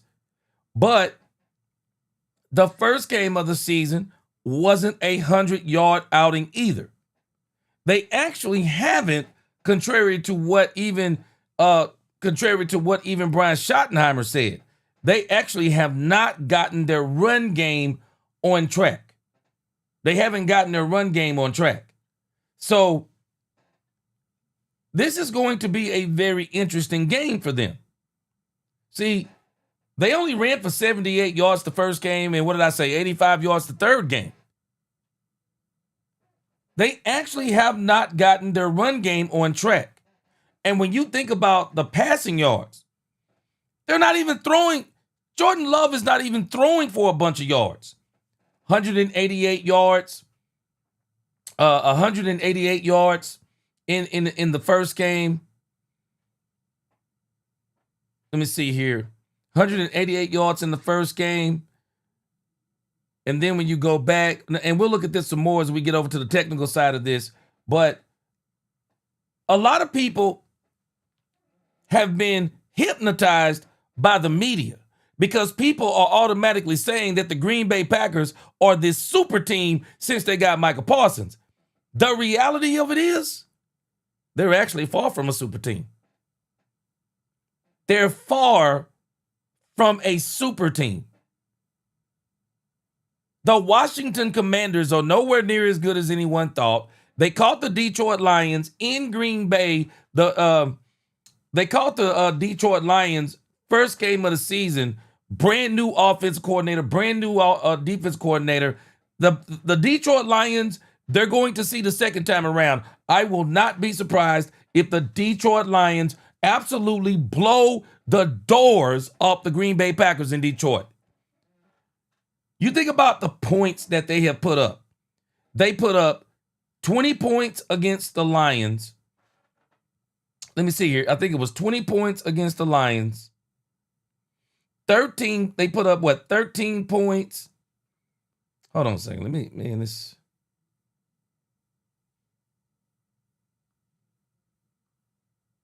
me get the correction here. Get the correct points. People are acting like Green Bay is a super team, and the Green Bay Packers are not this super team that everybody is making them out to be. 27 points against the Packers. 27 points against the Lions. 27 points against the Commanders. 13 points against 10 points against the Browns. They're not this super team that everybody think they are. They're just not this super team. They're not an unbeatable team. Jordan Love is not putting up mad numbers the way they may want to make you believe. Micah Parsons isn't even putting up like crazy numbers. This team is very beatable. If the Cowboys go out here and do what they're supposed to do, they're going to be able to win this game. I'm like Jadavion Clowney. Explain to me again how they're going to run on the Cowboys. Explain it to me, because I don't think they're going to be able to run on the Cowboys the way people think. They are severely severely injured. Y'all think we're injured on the offensive line? They're severely. I'm going to show you the injury report. They're severely injured on the offensive line. This game will be won in the trenches. The Cowboys, I'm taking Brock Hoffman and TJ Bass over whoever they got replacing their 3 offensive linemen on their offense. This is advantage Dallas. Also, Diggy Zua and Kenny Clark should be in the backfield all day long or all night long on the Green Bay Packers. I'm telling y'all, people keep boiling this game down to Micah Parsons. This game is actually going to be affected more by Kenny Clark than people understand. Michael comes from the edge. Kenny and also Diggy Zua are coming right up the middle. Man, they're going to give those guards absolute hell up front. I'm just telling you. And that's why I'm laughing. Man, go listen to how Jadeveon Clowney just kind of looks at this lady like kind of matter-of-factly. Oh, they are, huh? Well, they have fun. Excuse me? I'm sorry. You mentioned there was a lot of play action last week. Yeah. Stuff. Is that going to be one of the challenges this week? They get that run game going with Josh. They're pretty good with that. Oh, they are, huh? Boy, I love it. I love it. Oh, they are, huh? Who told her this? Who told her Green Bay gonna be able to run on Dallas? Green Bay has literally only ran on one team. And the one thing the Cowboys have been good at this season is stopping the run. The only reason the running yards got ran up on us was last week against the Chicago Bears. No. I'm telling you now. They are not going. I don't see where they get the run game going. The Cowboys are going to put this game exactly where it needs to be. Put it on Jordan Love. They've already been stopping the run. They're going to put it on Jordan Love. The question is, will they make the necessary adjustments to where they're going to have some good coverage? The Green Bay Packers are still missing the number 1 wide receiver. Who the Cowboys are going to have a problem with is Kraft, their tight end Kraft. They use their tight ends a lot in their offense, so that's where the Cowboys are going to have to be very careful. I'm asking you, what do you think? I don't think we did too bad in the run game last week. It wasn't too bad, but like I said, you just don't want them to get going, and like you can work off the play action off the run. So we got to do our job up front, the front 7, stopping the run, and the back got to do their job and covering the guys on the back end, and everything work together. Why did you go with 42? There weren't too many options, right?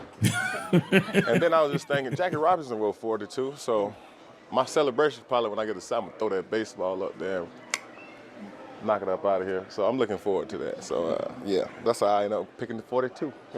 Yes, sir. Yeah. That man said when he get that sack.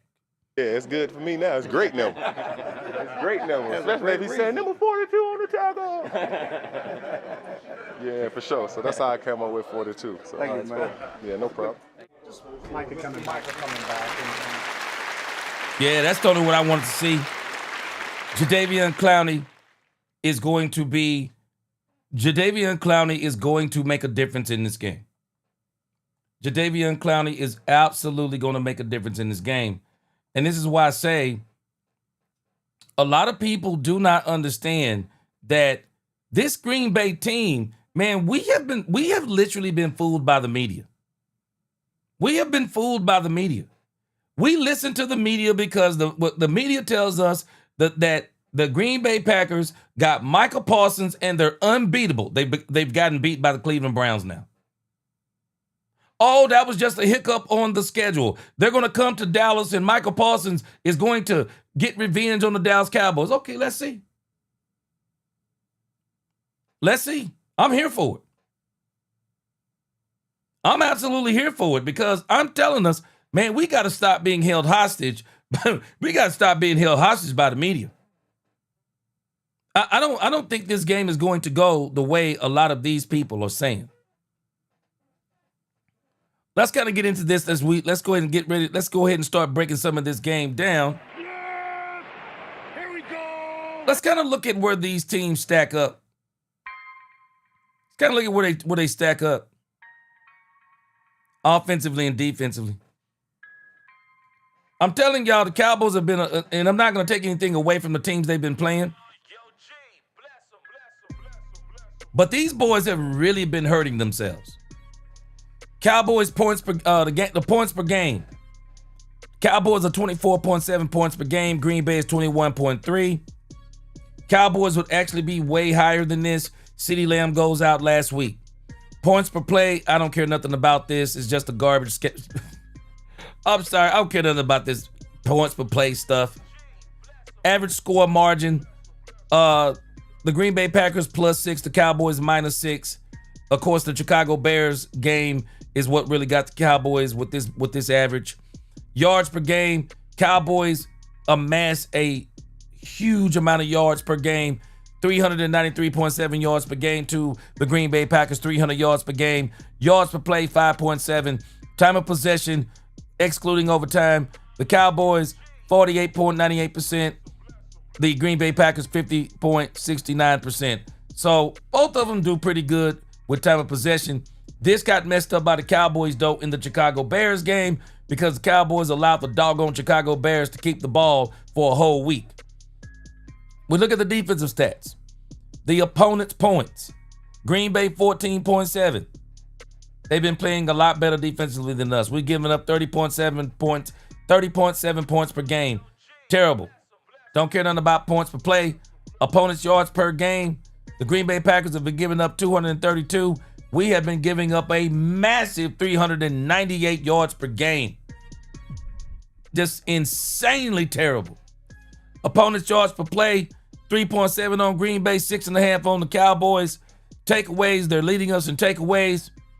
What is this? TO margin. Penalty yards per game. We're at 57. They're at 64. So we have been killing ourselves. And the reason why I say we've been killing ourselves is because we are killing ourselves because we have a stubborn defensive coordinator that we're allowing to not do some things that he should be doing on defense. So kind of getting into some more numbers, the efficiency of these two offenses. Average time of possession, Green Bay 30 minutes and 25 seconds, Cowboys 29 minutes, 23 seconds. Plays per game, the Green Bay Packers have been about 57 per game. The Cowboys have been about 69 per game, 68.7, basically 69. Yards per play, I would say that's kind of even, 5.3 to 5.7. Yards per rush. I'm telling y'all, man, the Cowboys, Javonte Williams has been running for massive yards, especially when you look at the amount of carries that this man has been getting. And in actuality, the Green Bay Packers have not been able to get their run game on track yet. They really haven't gotten it on track. And so I don't know if they're going to get it on track with the Cowboys either. The Cowboys play the run extremely well. And I do think the Cowboys may need to really start dedicating maybe another guy to rushing the passer and making sure those safeties are back, stopping some of these explosive plays, and they don't have to worry about giving up the run. So get a little bit more aggressive on Maurice Leofau as a spy, spying out these quarterbacks. You're going to have to spy out Jordan Love, spy out these quarterbacks and put and lay the wood on them. Now, the good thing is we got Jadeveon Clowney. I don't think the quarterbacks will be running around as much, but we'll see how that goes. Yards per completion, that goes to the Green Bay because the Green Bay Packers are actually getting quality over quantity. They're getting quality over quantity. We're putting together these doggone, like Dak Prescott throws the ball, last week, 40-something times, and then you're only coming out of that thing with 250 yards. Well, the Green Bay Packers, when they are throwing it, they're getting chunk yardage, especially from that doggone tight end Kraft. This dude's pretty good.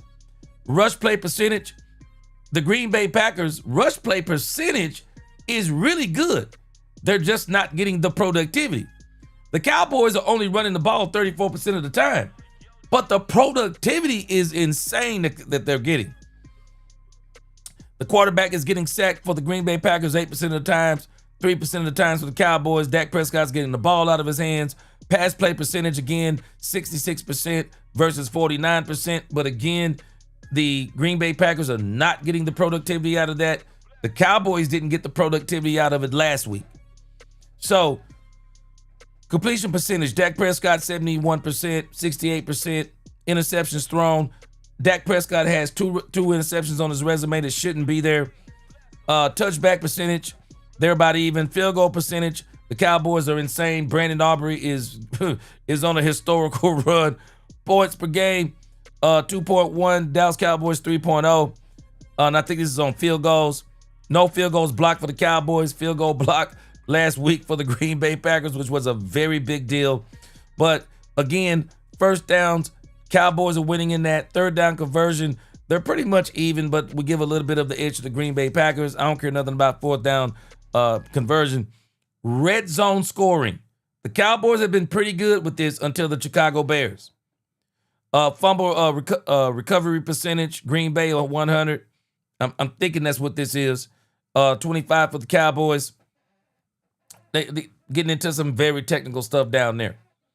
But overall, offensively, the Cowboys offensively should be able to give the Green Bay Packers some fits, contrary to what people think. They should really be able to give the Green Bay Packers some fits.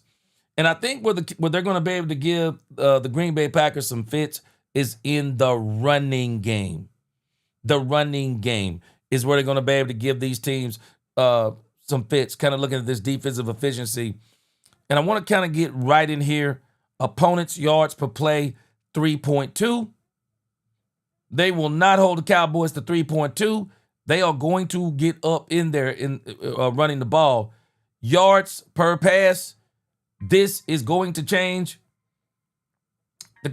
I believe that Dak Prescott is going to get quite a bit of yardage on the Green Bay Packers. But again, when you look at these stats, man, they have been great on this. Opponents' yards per pass, opponents' completion percentage, opponents' rushing percentage, sack percentage, man, they've been balling. Their defense has been balling. Our defense has been trash so far. We just got to say it for what it is. But their defense has been absolutely balling. So the Cowboys are going to have some challenges, but I would say that Dak Prescott is the best quarterback they faced this year. Unfortunately, it's not going to be with CeeDee Lamb, but I still say that Dak Prescott is going to be able to do some things against the Green Bay Packers. Now, let's get down to the nitty-gritty. We're going to throw all of these together. Storylines, keys to the victory, defensive changes. We're going to throw all of these together.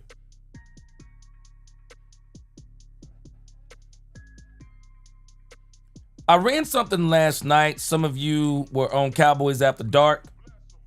For some of you who were not on Cowboys After Dark, Bobby Belt was asking, how did the Cleveland Browns pull this off?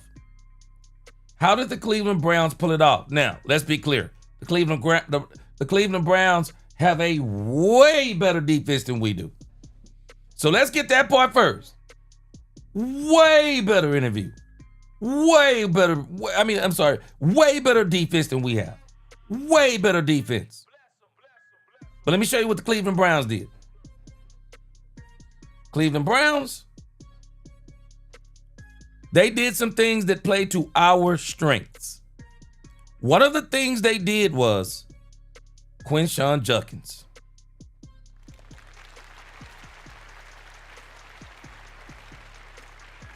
Let me tell you something. They bludgeoned them with Quinshon Judkins. They bludgeoned them.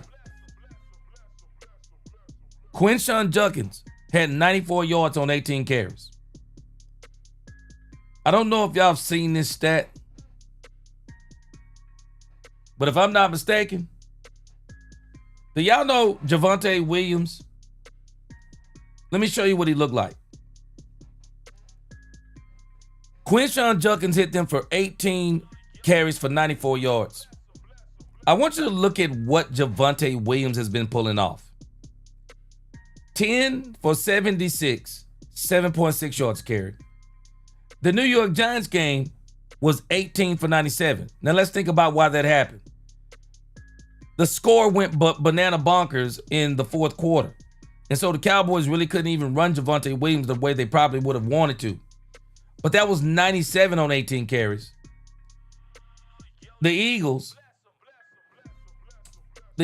was 15 for 54, 3.6 yards. This dude Javonte Williams has been running the rock. He's gotten progressively better every single week. And I don't think this is going to change. If Quinshon Judkins gave them problems, book it. This dude, Javonte Williams, is going to give them problems. And not only is he going to give them problems, but I got news for us. Todd Church, welcome to the congregation. Todd Church says that Jaden Blue is playing on Sunday. I believe he is too.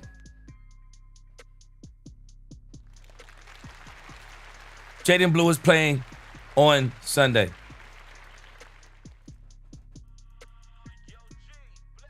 I saw something over here. I forgot I pulled it up and I closed it. But from what I've seen, it looks like Jaden Blue,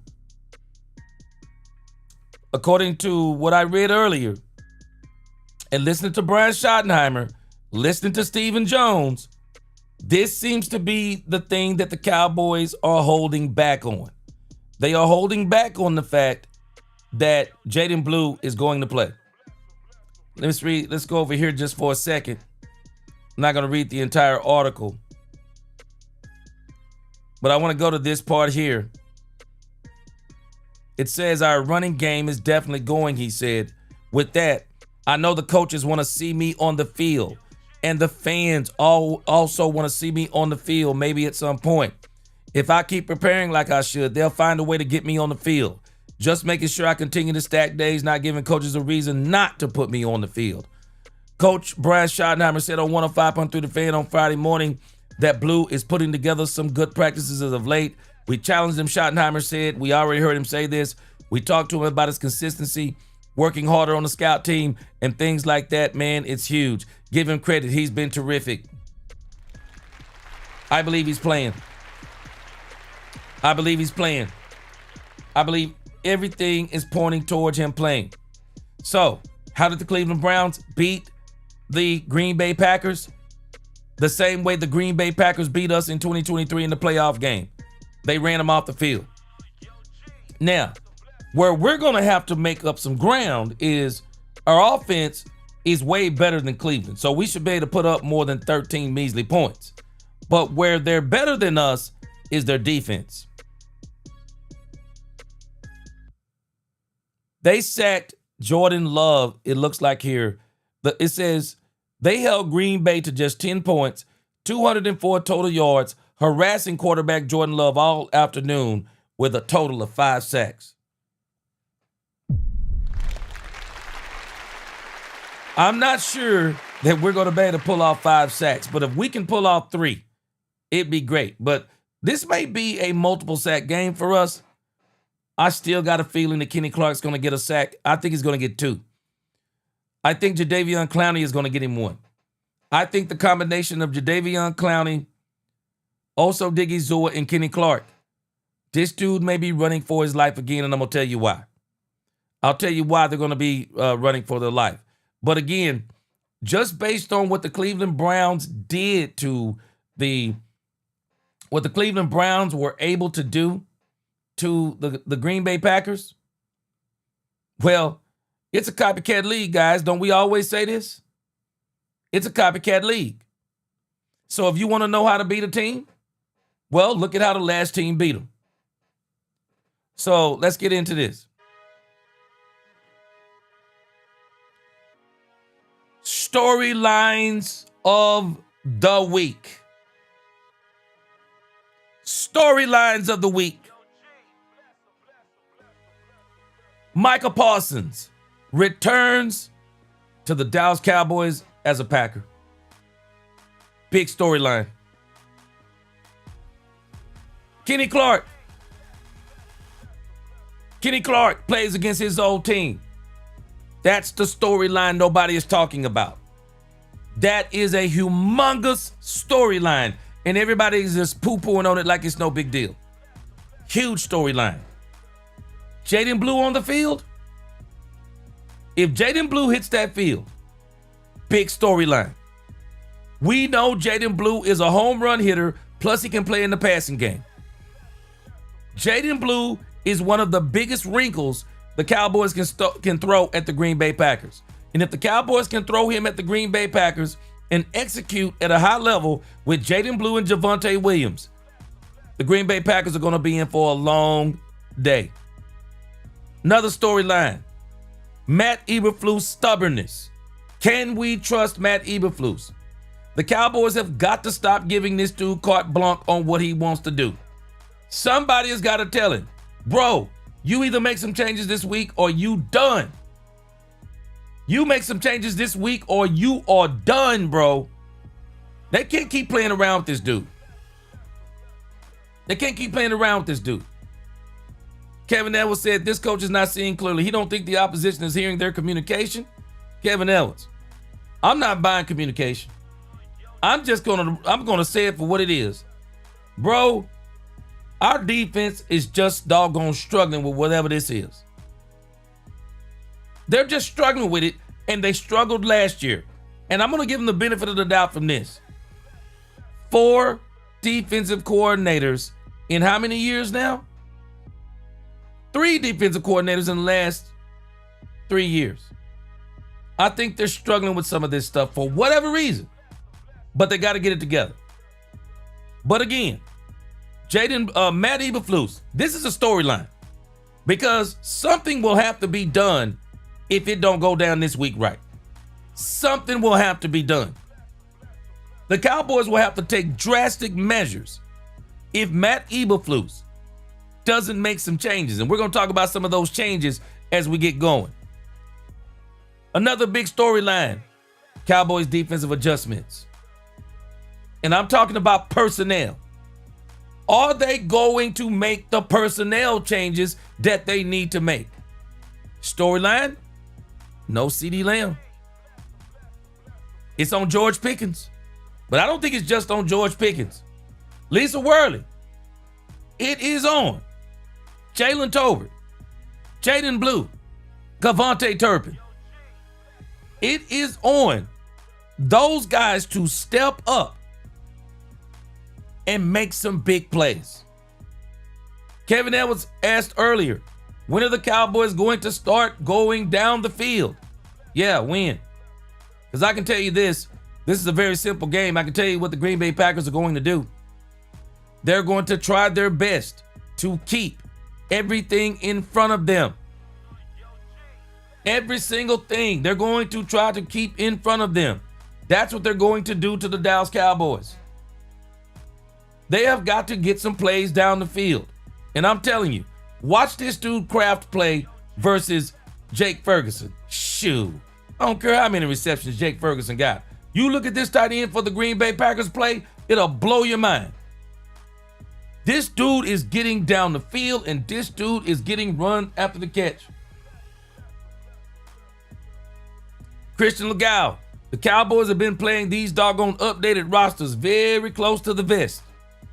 I looked on DallasCowboys.com, no depth chart for this week. They've been doing this every single week. They keep their depth chart very close to the vest. Let me see if there's anything recent.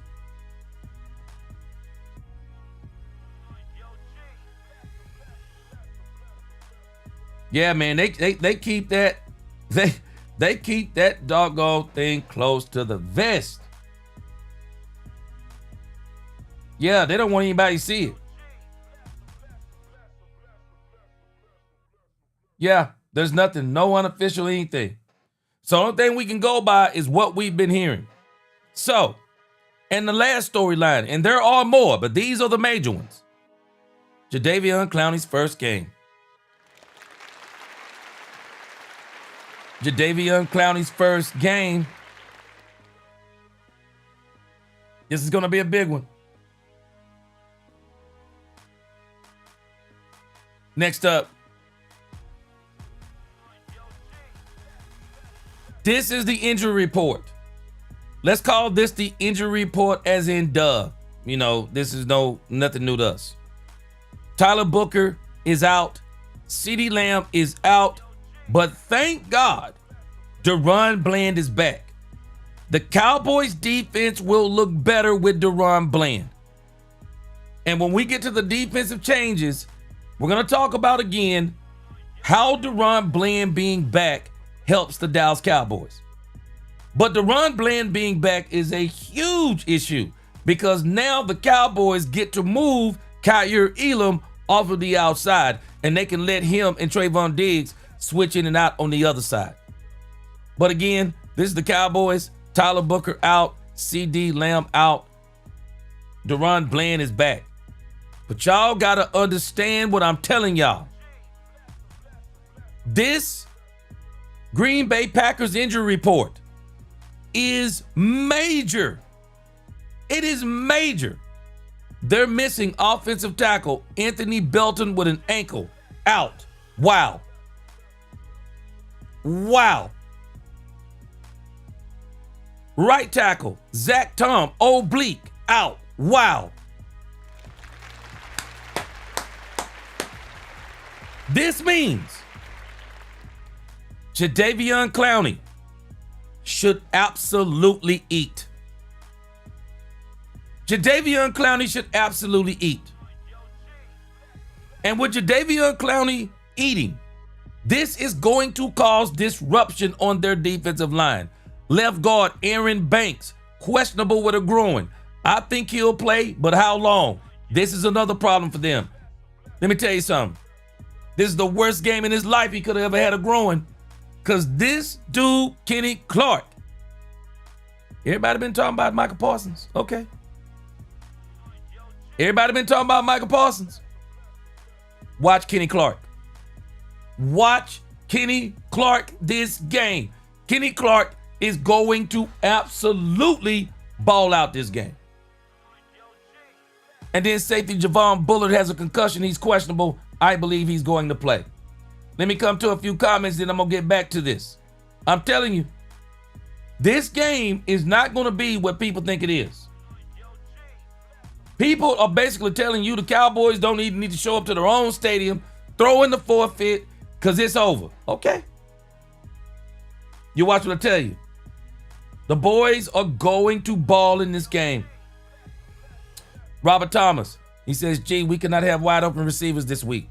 We need to tighten things up. If Matt Eberflus is not stubborn, they will. C-Base, look who it is. What's going on, C-Base? John Sweeter, he says, Clowney too. We need it. Man, let me tell you, Clowney is going to eat. These injuries for the Green Bay Packers, mark my words, they are major. There is no reason why Jadeveon Clowney shouldn't eat. There's no reason why James Houston shouldn't eat. There's no reason why Dante Fowler shouldn't have a coming out game. There is no reason why this Dallas Cowboys edge should not be able to be running Jordan Love all over the field this game. And I'm telling you, this game is going to be won in the trenches. And in particular, I think it's going to be won in the trenches between the the Cowboys defensive line against the Green Bay Packers offensive line. I'm not worried about Dak Prescott. Dak Prescott eats against blitzing teams. I'll take Brock Hoffman and TJ Bass, who they got replacing these guys. And I'm not worried about Dallas because the Cowboys going to run the ball. We already know what they're going to do. Green Bay will not be able to run between the tackles on us. Book it. They will not be able to do it with that offensive line. This is advantage Dallas all day long. I'm telling y'all, this is advantage Dallas. This is going to be another incredible. I'm telling y'all, man. I'm telling y'all. This team is not what people saying they are. Even with Michael Parsons. Even with Michael Parsons. You watch what I tell you.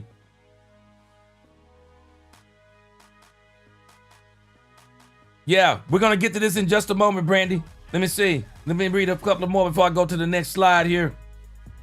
C-Base said, Ezra Houston, and Neely need to take advantage and capitalize. C-Base, Jadeveon Clowney is going to eat, my brother.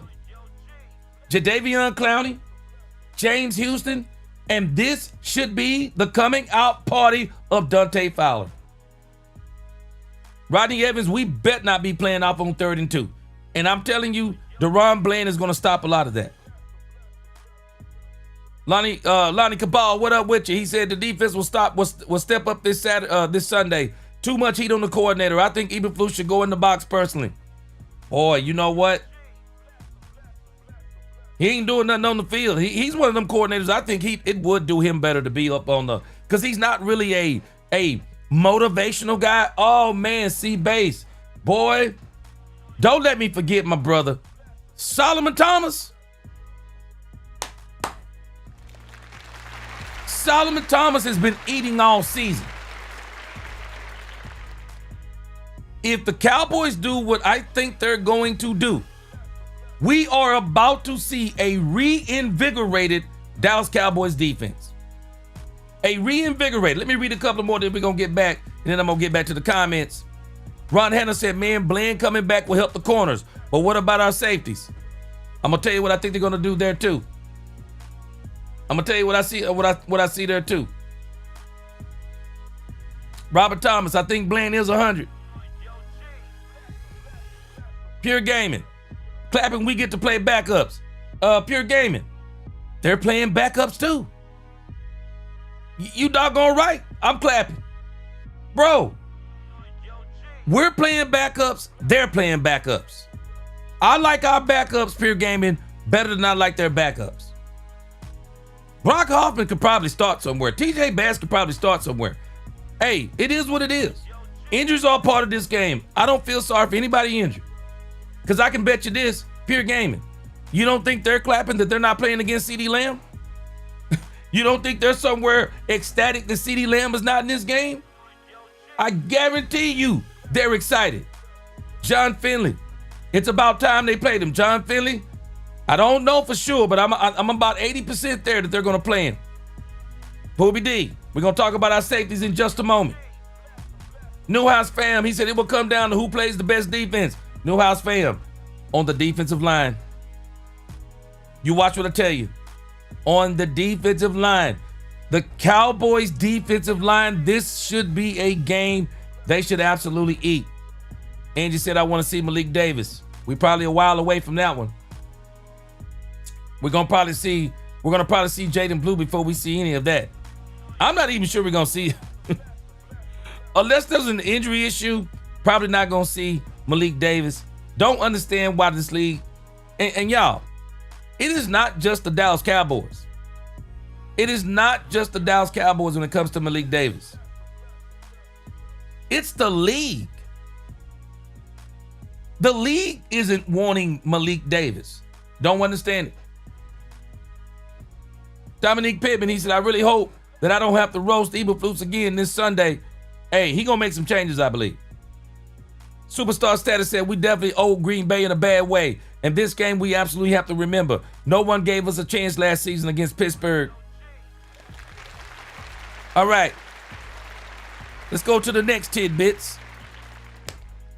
Offensive keys. And I got a bunch of them. Let me tell you where I am on this game. Y'all tell me where y'all are.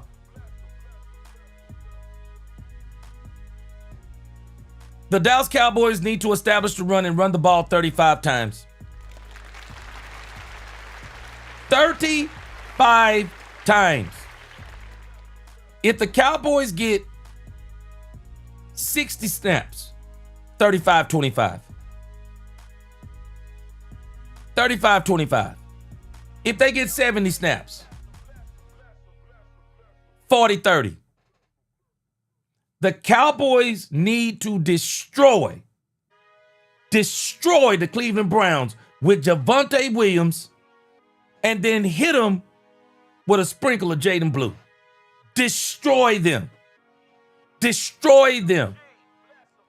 Establish that run. Start fast offensively and defensively. No turnover this time on the first drive. They were driving on the Chicago Bears and were probably about to just swing the entire momentum of that game from the get-go. That turnover really, really got this thing going. No. Start fast offensively and defensively.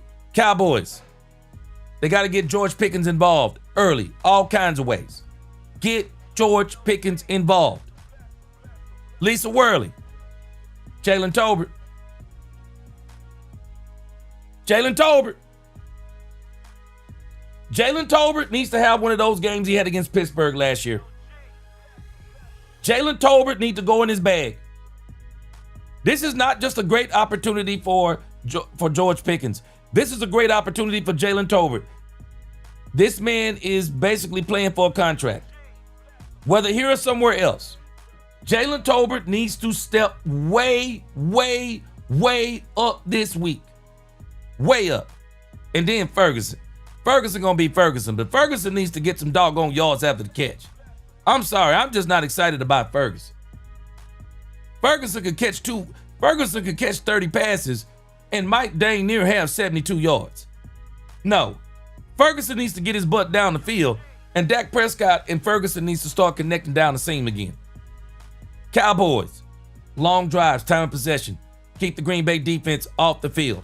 That's the best way to beat them. No turnovers this game. No turnovers. I'm not tripping on Dak Prescott over that doggone garbage time turnover, and the other turnover, Pickens volleyed the ball right to the man's hands. And then last but definitely not least, protect Dak Prescott. All right, let's go to comments. Sean Brown, gee, this was the same last week against the Bears. We still couldn't come out with a win. Sean Brown, but we didn't have Jadeveon Clowney. Didn't have Jadeveon Clowney. Didn't have DeRon Bland. This should be a little bit different. The Cowboys should be able to do some things against this team. And Sean, think about it. That Javonte Williams fumble really messed that game up. Not to mention, Sean, don't forget CeeDee Lamb went out. Second drive of the game. Cowboys have had a whole week to practice without CeeDee Lamb. That game, Brian couldn't make the adjustments. I'm just being honest with you. Brian couldn't make the adjustments. Brian needed a week. If you're not going to have CeeDee Lamb in the game, you do need a week. We don't have those type of receivers past George Pickens. Mitchell Green, desperate teams do desperate things. Don't be surprised by an upset. 27-21 Cowboys. I think they're going to win it. I think they're going to win it.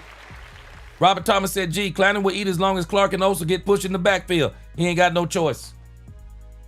Kenny Clark going to be all up in the business. You watch what I tell you. Kenny Clark will be all up in the business. Daniel Lim said Packers going to be without 3 of the old linemen. Yeah, that's what I just showed. This weekend, and this defense needs to get pressure. They're going to get it. They're going to get it. You watch what I tell you. They're going to get it. John Sweeter said, thanks for you, bud. Hey, I'm just giving the facts. Now, the Cowboys got to execute. But this is a very good week for them to have a very good bounce back. Superstar status. He said, this is a very rough week for me, G. I haven't seen so many scared Cowboys. He said, I haven't seen so many scared Cowboy fans. Boy, wait, hold on. Let me go back and read this, boy.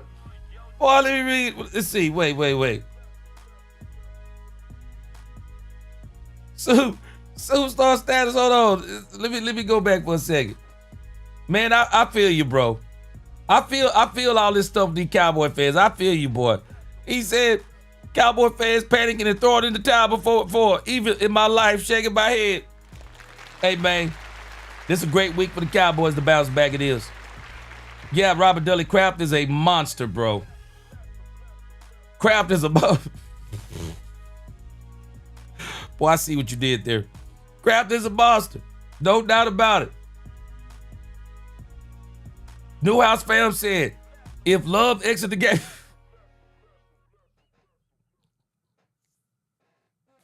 He said, if Love exit the game, we have no excuse but to win. Newhouse fam, you said somebody got to knock you about the game. Angie said, I'm not confident, G. She said if we win, honestly, say I told y'all private status, and if we lose, G gonna say I'm petty. No, I'm not gonna say it. If the Cowboys lose, I'm gonna tell you they didn't execute. I'm gonna tell you they didn't execute, Angie, because this is a great opportunity for the Cowboys. It is. Brandy said they not run. Did you see the press conference of Flus? He shut down that one yay. Let me tell you something. He can say anything he wants to. This dude gonna make some changes or else. Robert Thomas still will play good in the run. Still will play good in the run. 35 times, work off play action. Run the ball. Run the doggone ball. Andre Kirkendorf. He said, I totally agree. G, I'm telling you. Pure gaming. We played the Bears offensive line. We were supposed to be bad. We didn't get one sack. Those backup offensive linemen might be good. If we get a sack, it's because of Clowney. That's going to... And watch this, pure gaming. Not just because of Clowney. We have underestimated Kenny Clark. Kenny Clark is going to be in the Green Bay Packers backfield all game long. Book it. Book it. Absolutely book it. Kenny Clark gonna be a terror this game. The dude already told us he's amped up for this game. He gonna be a menace. You watch what I tell you. He is going to be a menace, and Jadeveon Clowney is going to capitalize off of Kenny Clark and also Diggy Zua and Solomon Thomas. Solomon Thomas, I can't forget him. Reminded me, C-Base reminded me. This dude, Solomon Thomas, has been balling. Angie, we ain't even gonna mention Sam Williams. I understand the face you're giving to. Yeah, Sam Williams just hadn't been doing it. Hadn't been doing it. Robert Thomas, 35 times. I've already said it. I want to see a minimum of 35 runs by the Dallas Cowboys this game. If the Cowboys run 35 times, they're winning this ball game. They're winning this ball game. Ball control, no turnovers, quality over quantity in the run game. I want Dak Prescott at 25, no more than 28 throws. All right, let's get to the next thing. Offensive keys. Run the ball. I want to see Jaden Blue. If Jaden Blue plays, I want to see Jaden Blue run the ball 15 to 20 times. I also want to see Jaden Blue in the passing game. I want them to really use Jaden Blue. Run Javonte Williams 20 to 25 times. Hunter Lipke, fullback and running. Mix Hunter Lipke in there some. Use Hunter Lipke as a fullback. Use him as a safety valve in the backfield. The Cowboys need to give Hunter Lipke somewhere around 20 to 30 snaps this game. This particular part of the game right here is going to be huge. I don't know what they're going to do. I did hear Brian Schottenheimer said expect about 20 snaps from Lipke. I hope they are fullback. I hope they are leading back type of situations. Hunter Lipke, Javonte Williams, Jaden Blue. This needs to be the attack for the Cowboys. And of course, minimal penalties, no turnovers. Javonte Williams killed us. We couldn't afford that on the road. No turnovers this game. We're not going to forget about Michael Parsons. Know where Michael Parsons is. Know where he is every single time. Win time of possession. The drives cannot end in field goals. They must score touchdowns. Every drive needs to end in a touchdown. Can't forget Kevontae Turpin. Kevontae Turpin. Brian Schottenheimer's got to get Kevontae Turpin in space. Blue in the passing game. Kevin Edwards, here it is. The Cowboys need to take at least, in this game, Cowboys need to take a minimum of 6 deep shots. 6. A minimum of 6. They need to keep the Green Bay Packers honest. I'm taking at least 2 of these deep shots in the first quarter. I'm taking 2 of these deep shots in the first quarter, maybe even 4 of these deep shots in the first and the second quarter. The Cowboys have got to show teams that we're willing to throw the ball deep. Because if you're not going to show teams you're going to throw the ball deep, they're going to keep putting everything in front of you, and that's how they're going to limit you to what you do. This is why I see the Cowboys got to do. All right, let me see here. It looks like somebody said Ron Hanna. I think Ron Hanna, that you say that they're going to go after Diggs. The Cowboys, well, the issue is they're going to go after Diggs and Kyrie Elam. It is what it is. They're going to go after him. Yeah. Superstar status says, if we have the ball last, there's no doubt in my mind Dak can drive us the length of the field for my guy Automatic Aubrey to hit the walk-off field goal to win this game 31-28 or 34-31. Let me tell you something.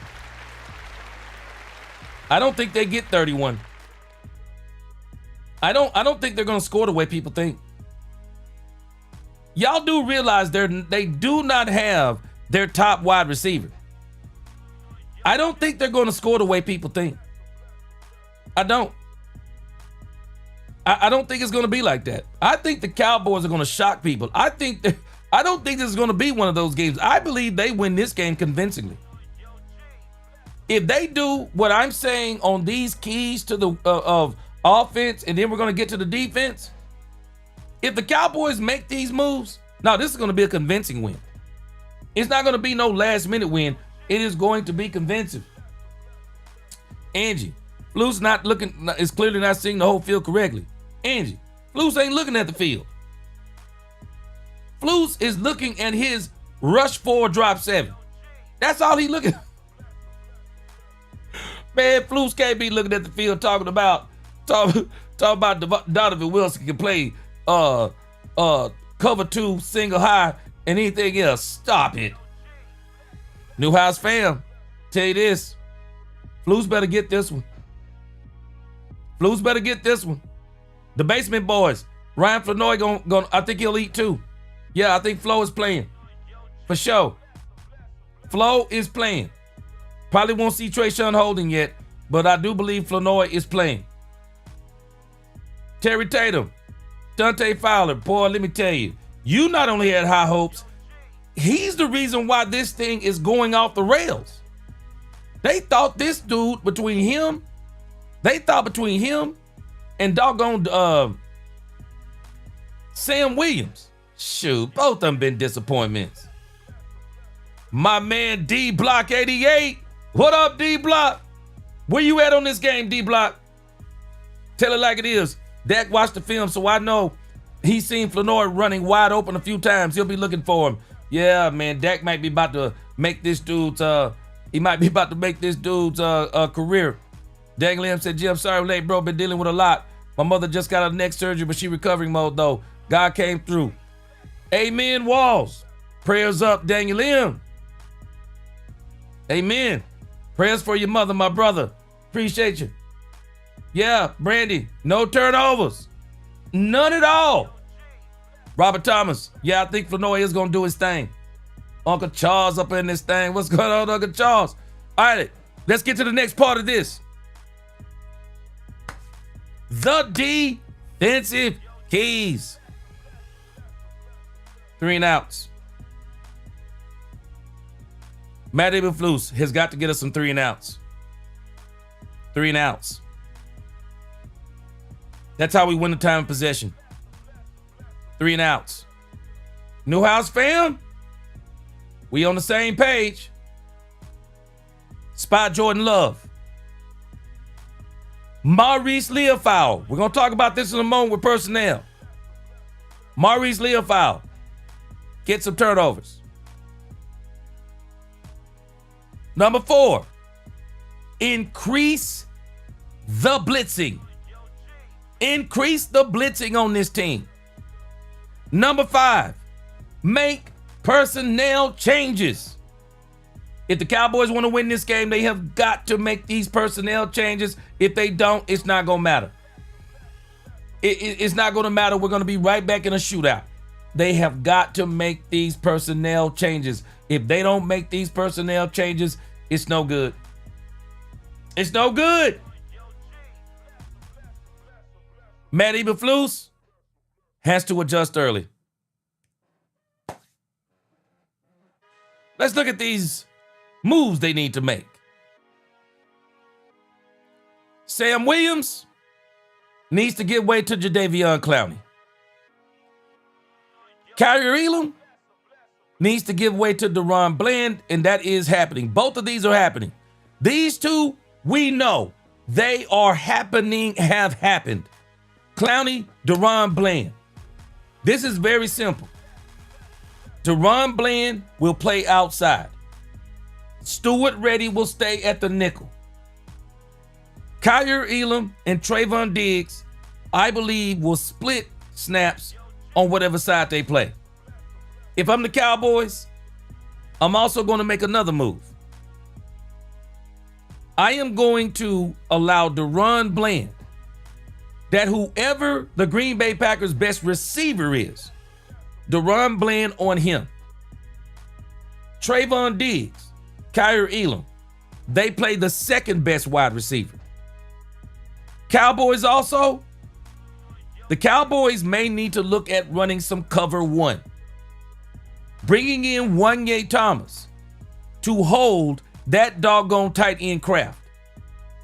This dude Kraft is a problem, and I think he may eat up Donovan Wilson and Malik Hooker.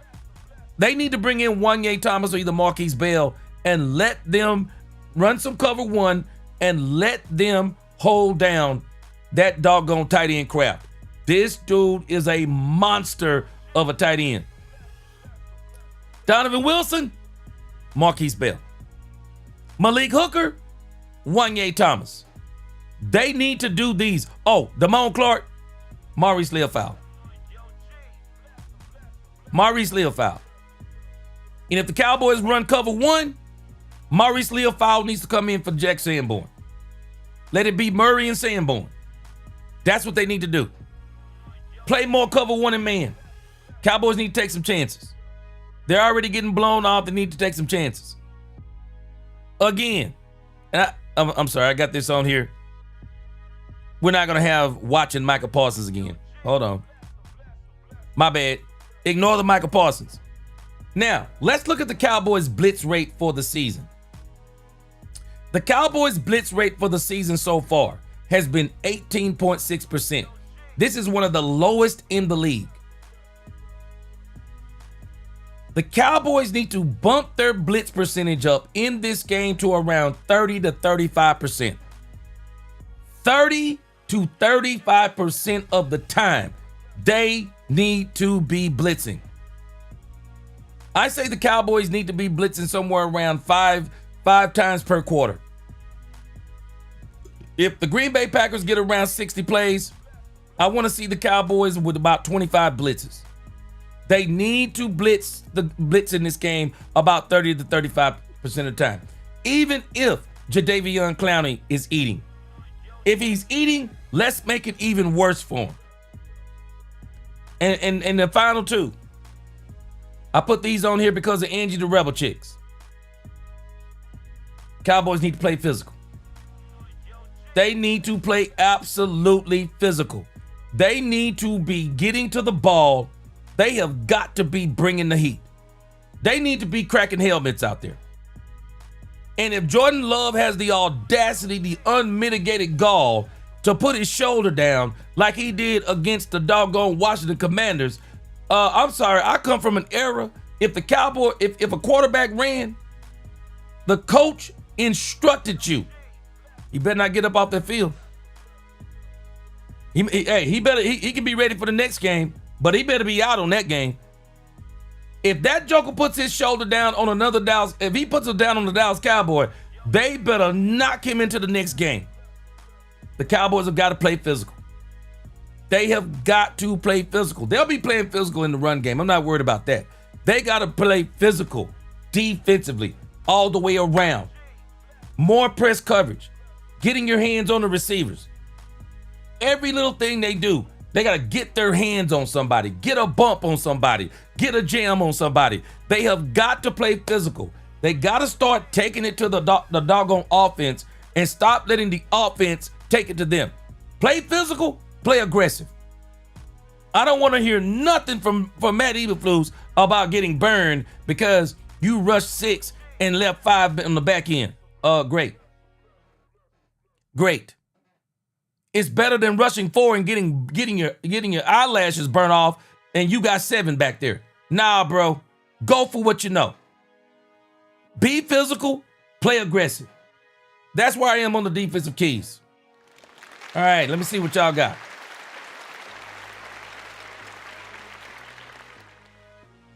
Gregory says, number 1, pound the ball with Williams. Number 2, blitz a lot. Number 3, keep the score close. Then spread the butter for the win. Yes. Daniel, shout outs to your mom again. He said, one thing I know for sure, my mother is the most diehard Cowboys fan in the history of our family. Yes, sir. She gonna be rooting hard for the boys. Let's go. Let's go. Ron Hanna, just having Bland and Clowney on defense is a boost for me. And if they make these changes that I have up here on the screen, they're gonna win this game. Robert Thomas said Tolbert has the potential to have a big game. I agree. And he better have a big one too. Brady Mahoney said if y'all do what G say, y'all will win. Brady Mahoney, these moves are elementary to me. These are elementary moves. There is nothing that should stop the Dallas Cowboys from making these moves except for pride. The games have shown it. The tape has shown it. The opponents have shown it. These are the moves you need to make. Stop playing. Stop playing. LaQueen said Clowney will keep our boys on point. LaQueen, this dude has seriously taken a leadership role on this team. Clowney is coming here doing what we thought that doggone Dante Fowler was going to be doing. This dude is, man, he's serious about his. Kevin Edwards said, I think your offensive keys are spot on. The question is, will they be Dak happy and force it to Pickens? Hey, Kevin, they're going to have to be very patient. They're going to have to be very patient. That's why I got 25 to 28 throws for Dak Prescott. Take what they give you. Pound the rock. Stay in 3rd and shorts. But you got to pick opportunities to say, we're going deep. They have got to go deep in this game at least 6 times. Because if they don't keep them honest, the score will be close. The Cowboys have got to get some big plays. They have to get some big plays. They have to get them. Corliss Piper, yes, Bland needs to stay healthy. And with Clowney, maybe that will allow Williams and Fowler to play loose. I think it will. That's why I think, hey, and Corliss, James Houston. The combination of James Houston, Kenny Clark, Oso Digizua, or Solomon Thomas, take your pick, and Jadeveon Clowney. Woo! Man, I'm telling you, they need to let me coach for a week. Man, let me coach for a week. Boy, I had this team going crazy. The Cowboys, I'm telling y'all, man, the part that's frustrating for me, they got the dogs. It ain't like they ain't got the dogs. They letting the dogs sit on the bench. Man, the dogs are hungry. Let them dogs out, man. Them doggone dogs out.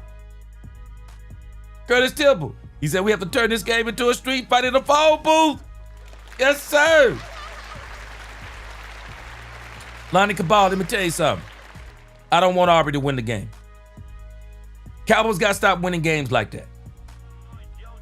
They got to stop winning games like that. I love Aubrey. I don't want to win games with Aubrey. The Cowboys need to flat out win this game. Now, I'm not mad about hook or crook. I don't care how ugly it is. But I think they need to have a convincing win against the Green Bay Packers, because a convincing win will go a long way towards helping this team be even more confident in this coaching staff and themselves. Now, they need a win-win today. Sunday. They need a win-win. Angie said, I'm not underestimating no team. Y'all can be extra confident. I'm chilling in the middle. Angie, I'm only confident in if they make these moves. Cowboys going to win this game. But if the Cowboys don't make these moves, it's going to be a long night. It's going to be a long night. They have to make these moves. These moves are vital to this team winning. All right. Special teams never changes. Brandon Aubrey, only extra points. I love Brandon Aubrey. I want him to get paid. The Cowboys got to stop winning games like this. Because you keep trying to win games like this, you're going to lose some important games like this. The field goal kicker is not supposed to be one of your main scoring options. He's supposed to be the alternative. Cowboys need to get kickoff field position.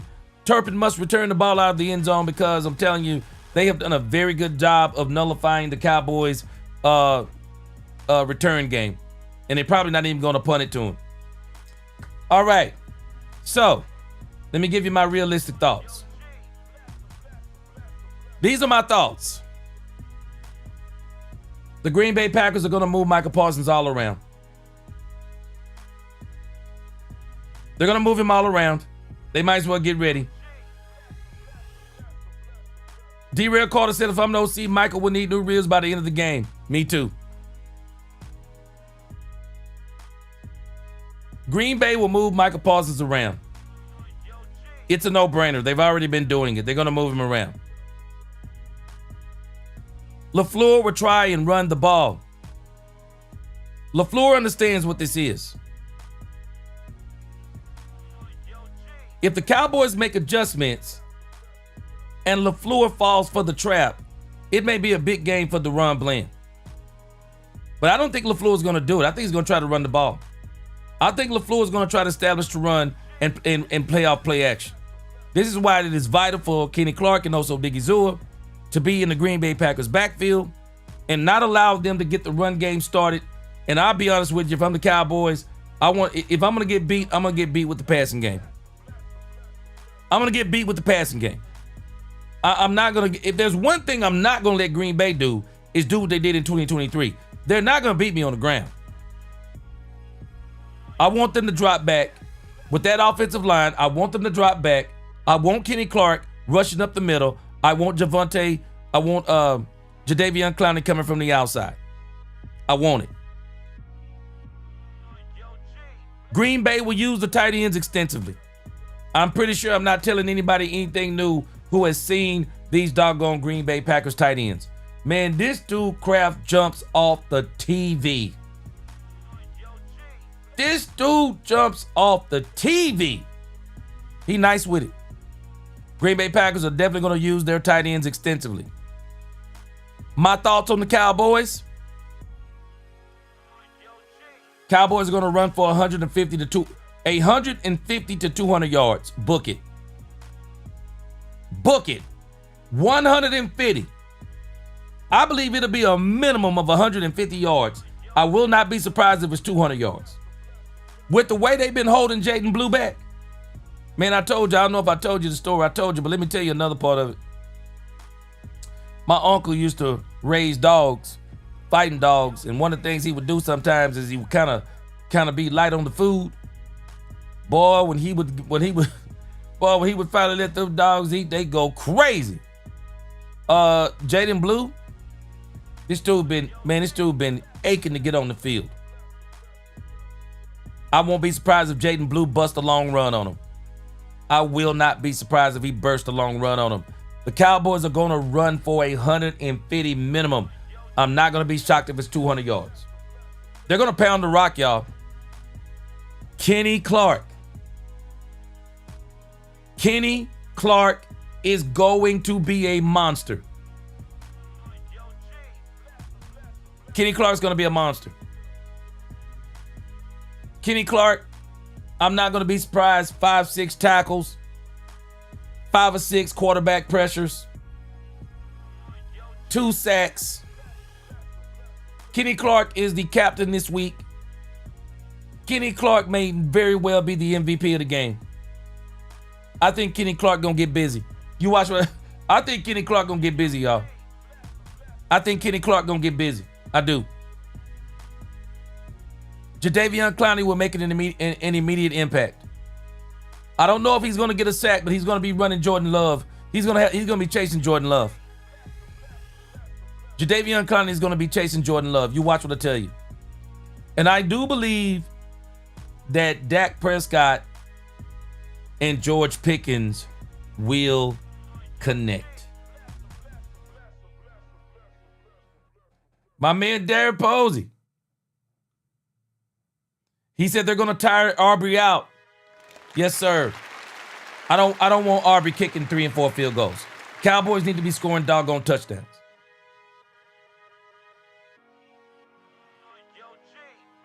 Angie said, who all said we was going to mollywop the Bears? Now, Angie, we probably should have mollywopped the Bears, but the fumble by Javonte Williams. And I still say, Angie, they took your man out the game now. Angie, they took your man out the game. They took your man CeeDee Lamb out the game, Angie. In the second drive of the game. That changed the whole game for him. I think the Cowboys are going to score a lot more points. I really do. And I think had CeeDee Lamb played that game, I do think they beat the Chicago Bears. I don't think they'd have had enough to handle the Cowboys. I think they would have been able to sustain more drives. I think they would have been able to beat them. But again, everything I'm saying is predicated upon, will the Cowboys make the necessary changes that I've talked about in this? Because I've shown for the last 2 weeks, every time we come back and go back through this, because I go back through this after the game, and I show what did the Cowboys do versus what I said, and what didn't they do versus what I said. And we've seen already in the last 2 weeks, haven't done some of the things I said. All right, let's get some scores before we get out of here, and then I'm going to give y'all my score. What are y'all scores? Yep, Robert Thomas, I mentioned this about Hunter Lipke. He needs to play. Yeah, remember Moose Johnston. I said it yesterday. I would turn him back into Moose Johnston. Kevin Edwards said G and Poobie D needs to coach the team. Hey, Poobie D, we can do it. Hey, Poobie D, man, you can do it, bro. I wish they would call us for a week. Man, you could do it. LaQueen, faith of a mustard seed. I'm rolling with them boys. LaQueen, I'm with you. I'm with you. Yeah, we're going to have matter of fact, we're going to have 2 more shows before the game. So we'll be back tomorrow talking more Cowboys. Then we're going to be back on Saturday before the game. We're going to have a great pregame show. Robert Thomas, G, Dak been throwing some great long balls for sure. Now we just got to get him to catch them. Now we just got to get him to catch them. All right, y'all give me some scores. I'm going to give you my scores before I get up out of here. Let me give you my score. I got 2 scores. I started this last year. I'm going to do it the same way again. Hold on, let me read a couple comments. Mr. 72 Chevelle, I seen this. Titans trade rumors with the Cowboys as defensive tackle Simmons just turned 28. Led the team in tackles. Last 3 years, 5 sacks.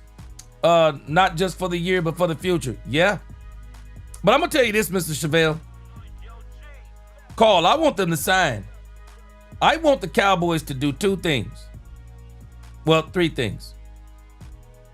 George Pickens extension. Kenny Clark extension. And if Jadeveon Clowney does what I think he's going to do, let Fowler go off into the wind and also extend Jadeveon Clowney. Extend Jadeveon Clowney. For sure. Gregory said, do we defer the ball if we win the flip or take the ball first and score early? Man, I'm of the latter. I think the Cowboys need to get it in. I really do. Oh, wow. Bernard Fields, I need to add this to my list. Trick plays as well. I need to add that to my list. Jeanette Rogers, what up? Angie, I'm with you. Take the ball first. Take the ball first. Take the ball first. Pure Gaming. Keep in mind, they are missing their number 1 receiver. I forgot about Matthew Golden. He hadn't quite got on track yet. We'll see what happens. But this dude, Tucker Kraft is a beast. Man, this dude, Tucker Kraft, is a beast. But watch what I tell you, Pure Gaming. They're going to try to run the ball. Because if they don't run the ball, with that offensive line, oh no, Kenny Clark going to be all in the backfield. All in the backfield. You watch what I tell you.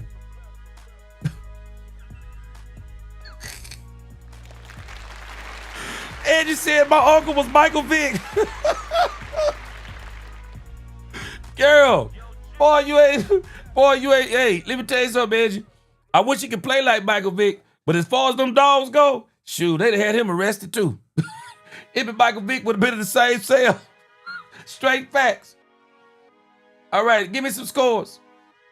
Carlise Piper, he said, G, the wine that is taken for Jesus' blood is not supposed to be fermented, but G, 150 to 200 yards rushing. Book it. Carlise Piper, book it. Cowboys going for a minimum of 150. Book it. They're going for 100. I'm telling you, they're going for 150. They're going for 150. They're going to run this rock, man. They're going to run it like crazy. They're going to run it like crazy. And if they run it like I'm talking, they're going to win it. G said we can have all the we can have all the players we want. If you don't have a coaching staff that used to running winning programs, nothing will change. Well, let's hope this started. Let's hope they start this week. All right, I got a score. Dominique Pittman, he said 31-30 Dallas. Ron Hanna said, G, for real, CD went out and we were just out there dragging along. Ron Hanna, it took the air out of the team. Doomsday Cowboys, he said, I hate to do this, G. I'm going 24-21 Packers. Oh, Doomsday, you can always say your opinion here. Doomsday, he said 24-21 Packers. The Basement Boys, he said 24-21 Cowboys. Newhouse fam, he said 27-23 Cowboys. Daniel M. and his mother, 27-21 Cowboys. D-Rail Carter, he said Cowboys win 19-13. Mr. Chevelle, 27-23. I think that says Cowboys, right? Oh, boys. I'm gonna take that's what it says. Robert Thomas said, G, as long as we keep Jordan running around, we should have no problem keeping their offense in check. I think that's what they're gonna do. Teddy Drake, 2017 Cowboys. Hobie D, go with them boys, 23-20. Jack Fan for Life, 24-17. Brandy said, no score. No score. Uh-oh, Brandy said, I deleted it because I love G. Uh-oh. She must have said the Packers gonna win this thing. Derek Rose, Dallas 38, Packers 24. Okay. Robert Thomas, Cowboys 24, Pack 17. Ron Hanna said, I'm feeling boys 27, Packers 24. If we run the ball like you said, I see the boys 31-17. My sister LaQueen, 31-21. Tony Jones, 27-17. Robert Dudley, 28-24. Ed, you got me rolling up in here. Robert Simmons, 30-27 Cowboys. Let's go. Kevin Neville, 27-24 Dallas. Win Bowden, 30-28 Cowboys. Let's go. Super Queen and King, we beating them. You watch what I tell you. People that wrote the Cowboys off talking about they don't even need to show up. 24-21 Cowboys by my brother Derek G. All right, let me see. Tony Jones, 27-17. I'm with you. Daniel M. The Cowboys playing with house money. They might as well not even show up. Woo! Wow, Mr. Lexus 500. He said Cowboys 42, Packers 17. Yes, sir.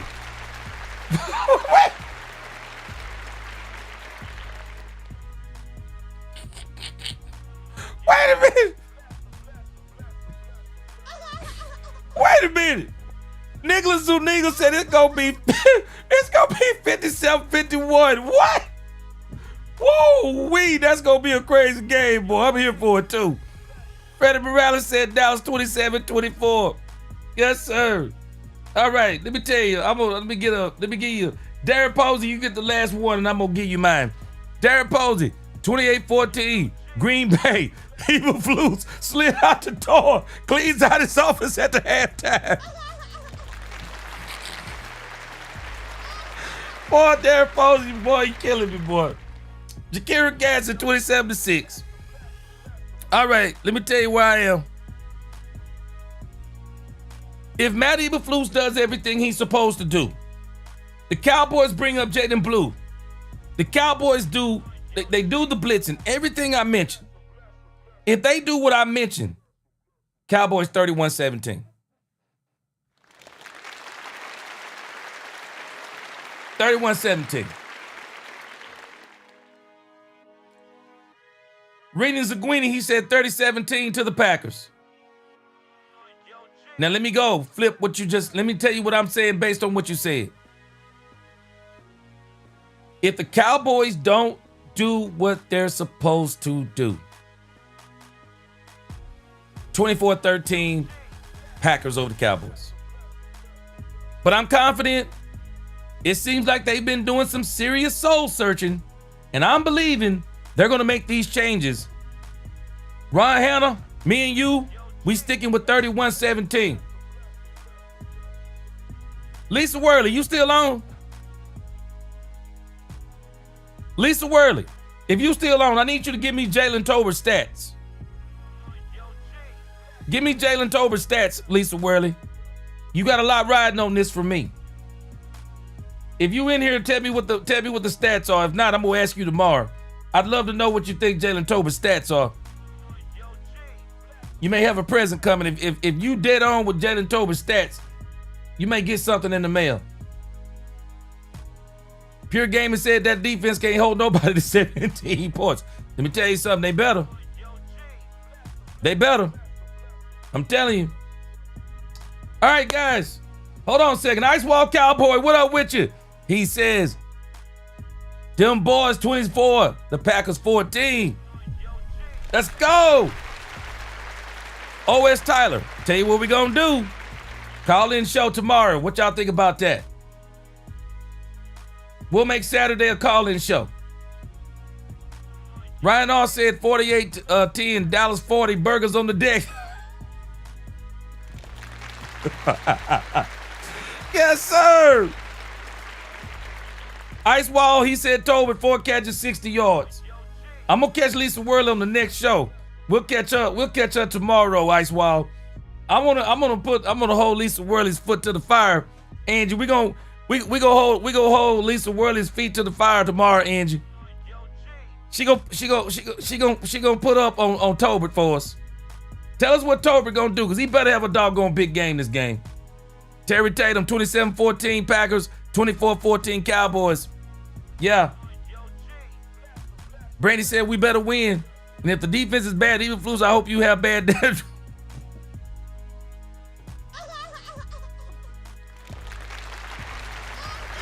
Oh, man.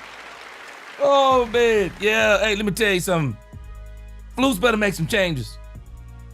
Flus better make some changes. Uh-oh, Gwen Bowden, she said Jalen Tolbert, 7 catches, 80 yards. Woo, boy, if he do. Yeah, I want Lisa. Lisa is going to get a prize from me in the mail. If she is dead, she don't even have to be dead on. If she gets close to Jalen Tolbert's stats, I got a prize for her. Because Lisa has been the one person riding for Jalen Tolbert. I'm hoping Jalen Tolbert have a big game so Lisa can come in here and say, I told y'all so. We need him to have a big game. Uh-oh. Dang Lim said, gee, if you win on Sunday, you invited to Cloud 9. Oh, man, y'all is really confident in this man Tolbert. 11 catches, 1 touchdown, 97 yards. I like it. He better. Because I tell you, if Tolbert have 11 catches, 1 touchdown, 97 yards, shoot, we won that game. Shoot, we won that game. Doomsday said, Cowboys hater said 35-10, Cowboys G, let's go. Yeah, I'm rooting for Flournoy too. I hope he have a big game too. But man, I just can't help but root for Jalen Tolbert, man. I can't help but root for this man. Angie said I should get a prize if he plays.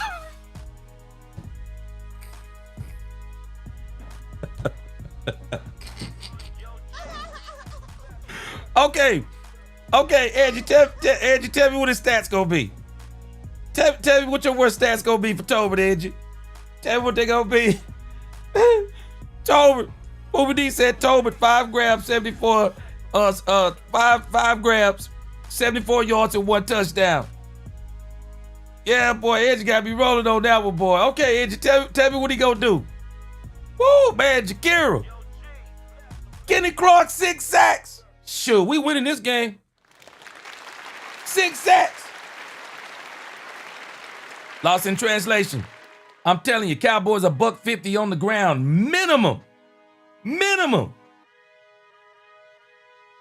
Daniel Libb said if Tobin steps up on Sunday, I'm going to ease up on him. Mr. Lexus said, Javonte Williams, 23 for 175 yards. Mr. Lexus, 500. Let me tell you something. That might be far-fetched to some people. That ain't going to be far-fetched to me.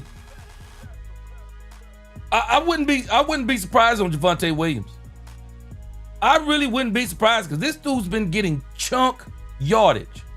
Tobin, 2 catches for 50 yards and 1 touchdown.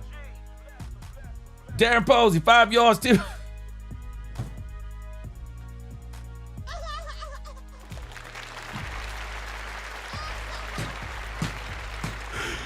Come on, Darren Posey. Darren Posey said 5. Darren Posey said 5 yards and 10 receptions. Boy, you better quit.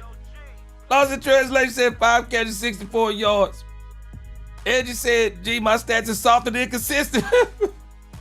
Okay, if he get even close to what we call that, then we gonna see what we gonna do. All right, guys, I appreciate y'all rocking with me. Best chat on YouTube. I'll see y'all tomorrow, Saturday at 4:30. Then we coming back hard again. Sunday afternoon at 5 o'clock, 2 hours before the game. And then we're going to have Cowboys After Dark post-game show. Man, it's going to be an exciting weekend. Saturday, it's the day, 2 more days before the game of the week. Until the next time, prayers up for all of you. Prayers especially for Daniel Limb's mother. Until the next time, DC4L, God bless. Let's talk Cowboys where we talk facts. Peace.